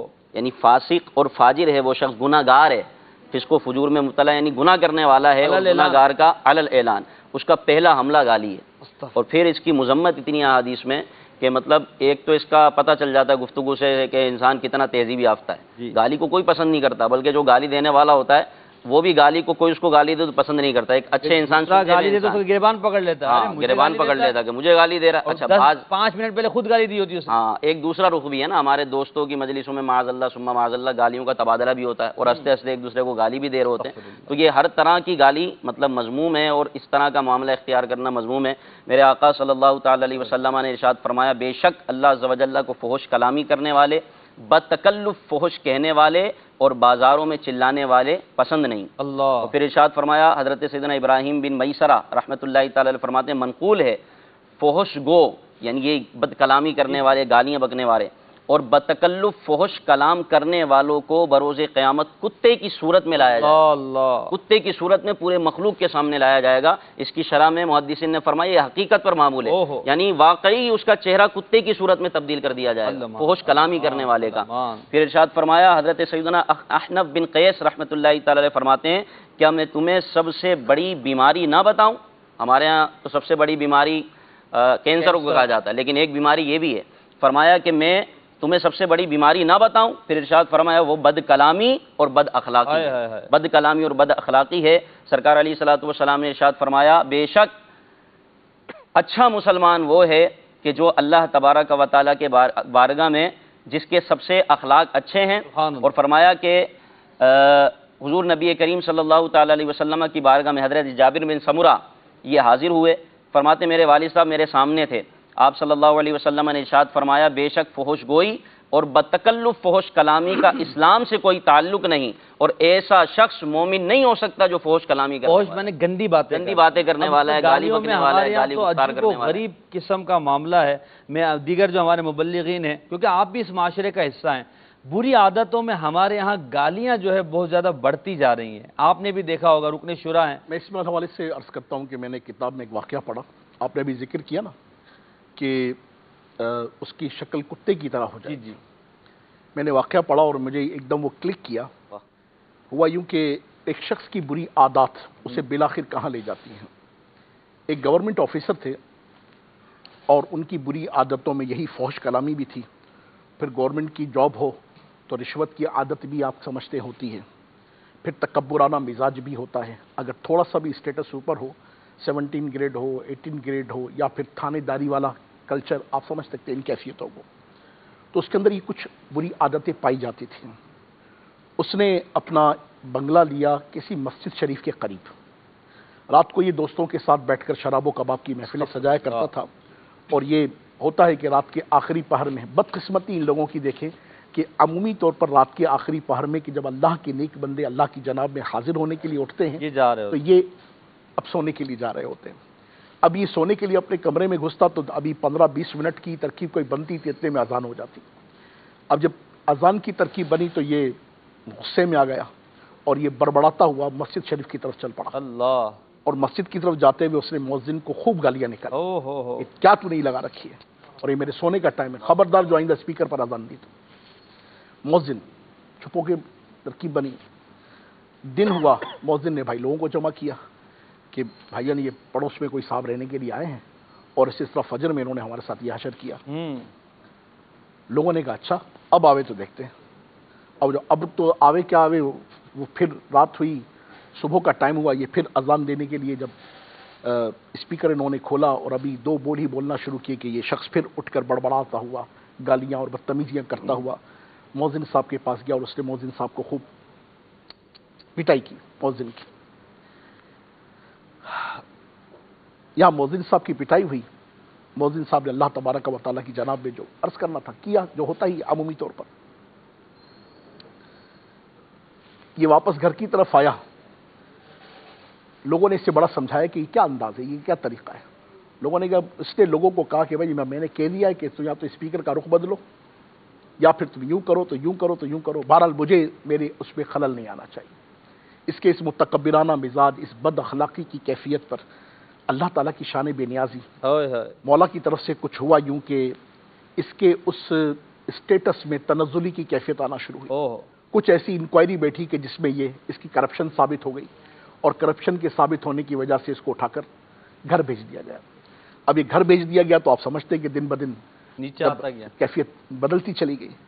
कैफियत बदलती चली गई तो इसके मिजाज के चिड़चिड़ापन तो था ना, यही बद अखलाकी, यही बदतमीजी ये अपने घर में करना शुरू हो गया, अपने बच्चों के साथ करना शुरू। सारा दिन घर पर पड़ा रहता तो कभी बेटे को डांट दिया, कभी बेटी को डांट दिया, कभी बच्चों की अम्मी के साथ बदतमीजी की। बिल आखिर घर वाले इसकी इस बद अखलाकी की वजह से आजिज आकर बेगम इसको छोड़कर चली गई। अल्लाह। इधर बेगम ने इसको छोड़ा, दूसरे दिन इस पर फालिज का अटैक हो गया। अल्लाह। और फालिज का अटैक ऐसा हुआ कि पूरा जिस्म का आधा जो था वो धड़ इस कैफियत का हो गया। अब वो जो नौकर चाकर बाकी रह गए थे, अब उनकी तनख्वाहों के मसाइल होने लगे। कुछ दिन वो भी साथ रहे, फिर बिल आखिर वो तरकीब बनी, कोठी बिकने के करीब आ गई। जो कर्जा था वो उतारना शुरू किया। अब ये बिला तकल्लुफ सड़क पर आ गया, बाकायदा सड़क पर आ गया। इसको इसके अजीजों ने, अकरीबा ने उठाकर सड़क पर फेंक दिया, किसी इदारे की सिफारिश भी ना की। अल्लाह। मगर ये सड़क पर भी जहां पड़ा रहता था वहां पर इसकी बदअखलाकी, क्योंकि आदत थी जिंदगी भर की, गंदी आदत थी उसके अंदर, वो गालियां देता था, बदतमीजियां करता था। कोई इसको लिफ्ट नहीं कराता था।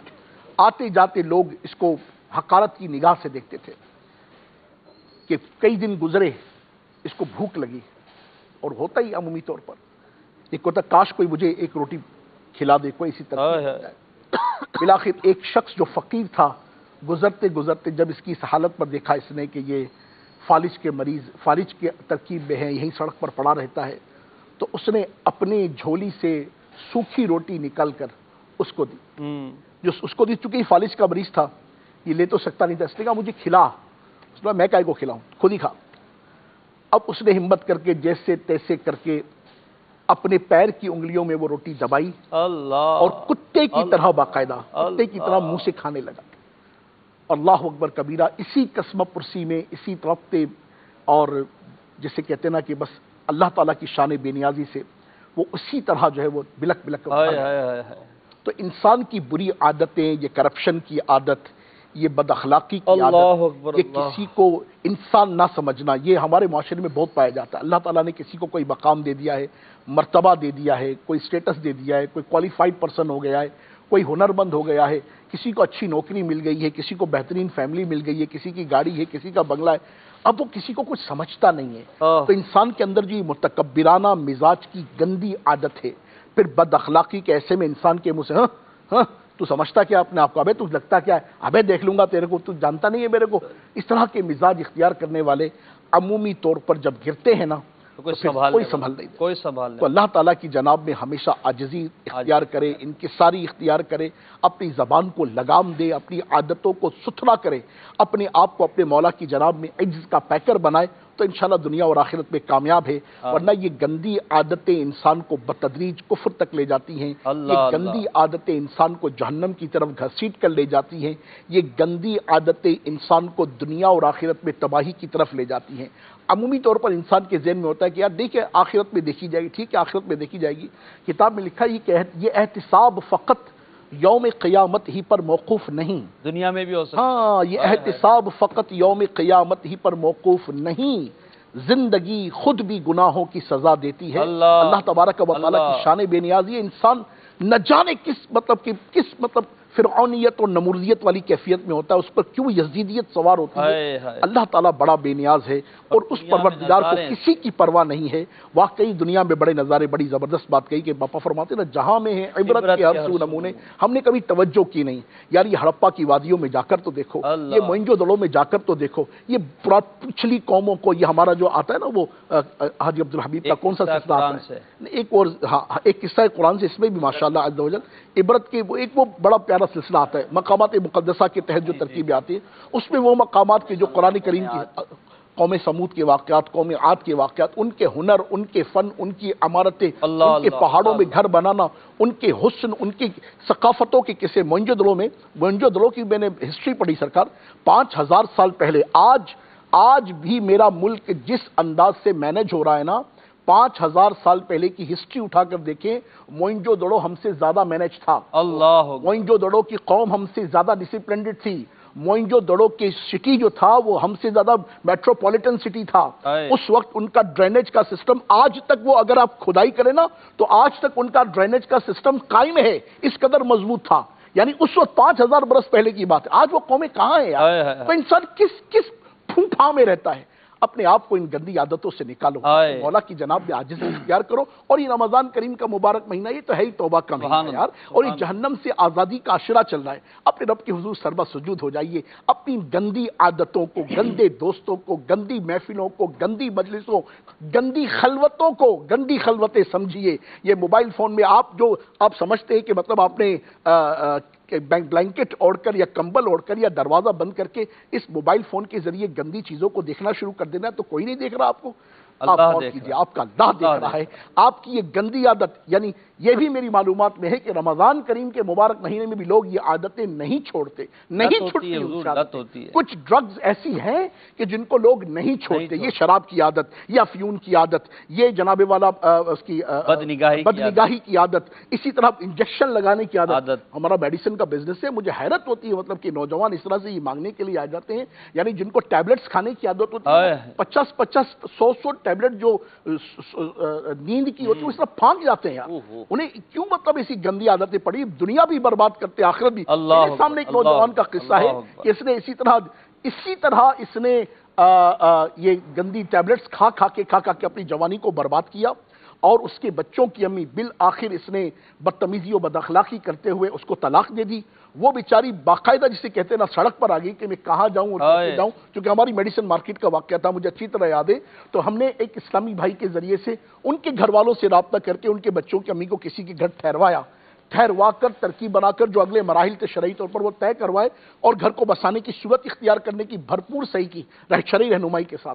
मगर मुझे अच्छी तरह पता है कि उस नौजवान की एक बुरी आदत की वजह से उसकी फैमिली बर्बाद हो गई। सारा कितना मामला खराब हो जाता है। बुरी आदतें इंसान को कहाँ का कहाँ पहुंचा दी। देखें, इसके मुशाहदात आपको भी होंगे मदनी चैनल के नाज़रीन, आप भी रोजमर्रा मामलात को देखते होंगे, आपके महलों में, आपके गली कूचों में ये सारे वाकयात आप देख रहे होंगे। जैसे कि बुरी आदतों को बुरा सभी समझते हैं, काश के इन बुरी आदतों को हम निकालने वाले बन जाएं, हमारे सिलसिला हमारे माशरे में एक बेहतरी का सबब बन जाए, और हम इन बुरी आदतों को छोड़ने और छुड़वाने के लिए ऐसे कोशिश हो जाएं कि हम अपने माशरे को एक अच्छा बाअखलाक माशरा बनाने में कामयाब हो जाएं।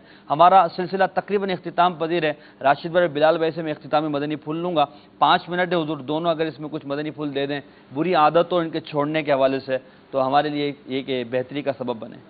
मोहसिन भाई, बुरी आदतें जिस बंदे के अंदर पैदा हो जाती हैं तो एकदम से तो आदतें नहीं छुड़ाई जा सकती और ना ही छूटती हैं। जी। तो इसका चंद एक तरीके अर्ज करता हूं। एक तरीका तो ये हो कि पता है कि सारी आदतें एकदम से नहीं छूट सकती, तो दर्जा बदर्जा उनको छोड़ा जाए। सही, एक आदत को छोड़ा जाए, फिर दूसरी को, और इस तरह ऐसा ऐसा छोड़ दिया जाए।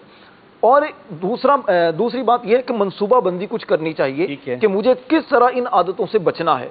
और तीसरा यह है कि इंसान को इस बात पर गौर व फिक्र करना चाहिए कि मेरी इन आदतों की वजह से मेरे अपने मुझसे दूर हो रहे हैं, क़यामत वाले दिन मुझे हिसाब देना होगा, और इन बुरी आदतों की वजह से मेरी अपनी शख्सियत मुतासिर हो रही है, और इन बुरी आदतों का नुकसान मेरी अपनी ज़ात को कितना हो रहा है, मेरे ख़ानदान को कितना हो रहा है, और इन बुरी आदतों की वजह से मुआशरे पर क्या असरात मुरतब हो रहे हैं। अगर मैं अकेला हूं تو میری اپنی ذات کا نقصان ہے، میں فیملی کے ساتھ ہوں، میری فیملی کو نقصان پہنچتا ہے۔ تو اس طرح انسان غور کرے کہ اگر وہ کسی بڑے عہدے پر، بڑے منصب پر فائز ہے تو اس کے نیچے والا جو طبقہ ہے ان کے اندر بھی یہ عادتیں کنورٹ ہونا شروع ہو جاتی ہیں۔ تو انسان کے لیے عافیت اسی بات میں ہے کہ وہ انسان ان بری عادتوں سے چھٹکارا پائے۔ ماشاءاللہ۔ میرے ذہن میں ایک بات ہے، ہم تو بری عادتوں پر تو کلام کر رہے ہیں، کچھ چیزیں شرعن تو بری نہیں، وہ شروع میں عرض کیا میں نے، مگر ایک پہلو ایسا ہوتا ہے کہ جس سے وہ معاشرتی طور پر اس کی نجی زندگی میں، اس کی خاندانی زندگی میں ایک بھونچال پیدا ہوتا ہے۔ جس طرح عمومی طور پر آپ دیکھیں گٹکا کھانے کی عادت، جی اب گٹکا کھانے کا شرعی حکم کیا ہے وہ تو آپ لوگ بہتر جانتے ہیں، مگر یہ میں نے دیکھا ہے کہ گٹکا کھانے والا صرف غریب آدمی نہیں ہے، اچھا خاصا کروڑ پتی ارب پتی آدمی جو گٹکا کھا رہا ہوتا ہے۔ 1000 روپے کا پان ملتا ہے، 1000 روپے کا لوگ کھاتے ہیں شوق۔ 1000 روپے کا؟ 1000 روپے کا پان، 1000 روپے کا ایک پان۔ ٹھیک ہے بھائی، چلو بھائی اب بتاؤ اور فرمائیے، اب بری عادت ہے اچھی عادت ہے بلال بھائی؟ کمال بھائی، تو یہ مزاج ہو گئے۔ اب یہ گٹکا کھانے کی عادت ہو گئی، یہ پان کھانے کی عادت ہو گئی، تمباکو چبانے کی عادت ہو گئی۔ اس کے علاوہ بھی ایک پاؤڈر کوئی آتا ہے، ایک اس کو مطلب کہ ایک شخص نے ایک جگہ پر میں موجود تھا، اس نے کہا ماوا لے کر آ جاؤ، تو میں نے بولا ماوا کیا ہوتا ہے؟ ماشاءاللہ اس میں کچھ ہوگا، شیشہ ہے، شوگر کا مریض اور میں ماوا نہیں کھاتا۔ اس نے بولا نہیں وہ آپ کا ماوا نہیں، کچھ اور ماوا ہے۔ اچھا پھر یہ کہ بلال بھائی فیملیز میں بھی معاذ اللہ جو ہے نا یہ شیشہ ایک قسم کا یہ نشہ ہے، یہ نوجوان کے فیملی باقاعدہ کر رہے ہیں۔ یعنی اگر ہم مطلب کہ ہمارا اسٹیٹس اور اسٹینڈرڈ زیادہ ہے، ہم رچ مین کہلانا چاہتے ہیں، تو کچھ چیزیں اپنی فیملی کو اور اپنے اسٹینڈرڈ کو مینٹین رکھنے کے لیے اختیار کرنا، گویا ہم سمجھتے ہیں کہ یہ ہمارے لیے ہوٹلنگ، اگرچہ یہ ہوٹلنگ برا نہیں ہے مگر آپ دیکھیں کلچر ہے، بڑے بڑے شہروں میں بڑی بڑی فیملیز کھانا پکانے کا مزاج نہیں ہے، اور چلو سڑک پہ چلتے ہیں اور پوری فیملیز بیٹھی ہوئی ہے، کیا آتی تو ہے مگر وہ جو وہاں جو معاملات ہیں وہ الگ ہیں، ہر چیز کا فیکٹر الگ، اس کا فیکٹر الگ۔ بلال بھائی آخری مدنی پھول دے دیے پھر انشاءاللہ صلاح سورہ کی بات کو کنٹینیو کرتے ہوئے کہ اگر انسان اچھی عادتوں کو اپنا لے، نہیں انسان اگر اچھی عادتوں کو اپنا لے تو آٹومیٹکلی یہ بری عادتوں کو سد باب کسی حد تک ہو جائے گا۔ قناعت انسان اگر اپنے اندر پیدا کر لے تو یہ وہ صفت ہے جو انسان کو بہت ساری برائیوں سے بچا سکتی ہے۔ قناعت کی تعریف کے اندر صوفیہ نے لکھا کہ روز مرہ استعمال ہونے والی چیزوں کے نہ ہونے پر بھی راضی رہنا یہ قناعت کہلاتا ہے۔ سبحان اللہ۔ اور اسی طرح محمد بن علی ترمذی رحمۃ اللہ تعالی فرماتے ہیں قناعت یہ ہے کہ انسان کی قسمت میں جو رزق لکھا ہے اس پر اس کا نفس راضی رہے، اگر تنگدستی ہونے اور حاجت سے کم ہونے کے باوجود صبر کیا جائے تو اسے بھی قناعت کہا جاتا ہے۔ تو دیکھیے انسان عمومی طور پر بگاڑ وہاں پیدا ہوتا ہے جب اپنے سے اوپر کی طرف دیکھتا ہے۔ اب مثال کے طور پر آپ نے کسی کے پاس اچھا موبائل دیکھا، موبائل آپ کے پاس بھی اچھا ہے، اینڈرائڈ موبائل ہے، اس میں سارے فنکشن ہیں، سارے فیچر سب کچھ ہے، لیکن آپ نے دیکھا کہ اس کے پاس جو ورژن ہے وہ آگے والا ہے، یا جناب فلاں کمپنی کا ہے، اس میں یہ خاص بات ہے، اس میں یہ خاص بات ہے، یا پھر مثال کے طور پر کوئی کسی کو دیکھتے ہیں وہ فلاں جگہ پہ جاتا ہے، فلاں جگہ پہ اس نے کھانا کھا رکھا ہے، وہ بڑی عالیشان جگہ ہے، ہر سیٹرڈے نائٹ کو جا رہا ہے، ہاں باقاعدہ ان کا دوستوں کے ساتھ ایک پروگرام بنتا ہے۔ تو اس طرح کے جب انسان اپنے سے اوپر کی طرف دیکھتا ہے تو پھر اس چیز کی تمنا کرتا ہے، قناعت سے نکلنا شروع کر دیتا ہے۔ اب اس میں دو صورتیں ہوتی ہیں، یا تو آپ کے پاس استطاعت ہے اور آپ بھی وہ چیز حاصل کرتے ہیں تو آپ وہ کر لیتے ہیں، اب دوسری وہ چیز کہ جہاں پر استطاعت نہیں ہے لیکن آپ کے نفس نے آپ کو ترملا کر رکھ دیا، آپ پریشان ہو گئے، نہیں مجھے چاہیے ہی چاہیے، کچھ بھی کرو، یعنی حرام ذریعے سے بھی معاذ اللہ آئے تو مجھے وہ چاہیے، تو پھر انسان جو ہے وہ دیگر ذرائع اختیار کرتا ہے، نتیجتاً انسان پھر چلتے چلتے وہاں پہنچ جاتا ہے کہ جہاں پر اس کی دنیا بھی خراب ہو جاتی ہے اور آخرت بھی اس کی تباہ و برباد ہو جاتی ہے۔ ہم آخر میں امیر علیہ سنت کے شعر پہ اپنے سلسلے کو ختم کرتے ہیں۔ میری عادتیں ہوں بہتر بنو سنتوں کا پے کر، مجھے نیک تم بنانا مدنی مدینے والے، آمین بجاہ نبی الامین صلی اللہ تعالی علیہ وسلم۔ کھڑے ہو کر بعد اب صلاۃ والسلام پڑھ لیجیے۔ تاج نارے حرم شہد شاہدی تم پہ گردم کروڑو درود و سلام ہونی گاہے کرم ہم پہ سلطان دی تم پہ گردم کروڑو درود و سلام دور رہے کہ نہ دم ٹوٹ جائے کہیں کاش طیبہ میں اے میرے ماہ مبی دفن ہونے کو لے جاگے 2 گز زمین تم پہ گردم کروڑوں درود و سلام تاجدار حرم شہنشاہ دی تم پہ گردم کروڑوں درود و سلام. صلو علی الحبیب صلی اللہ تعالی علی محمد. اس کے بعد انشاءاللہ سلسلے آپ دیکھیں گے، اور عصر کی نماز کے بعد امیر اہل سنت دامت برکاتہم العالیہ کا مدنی مذاکرہ.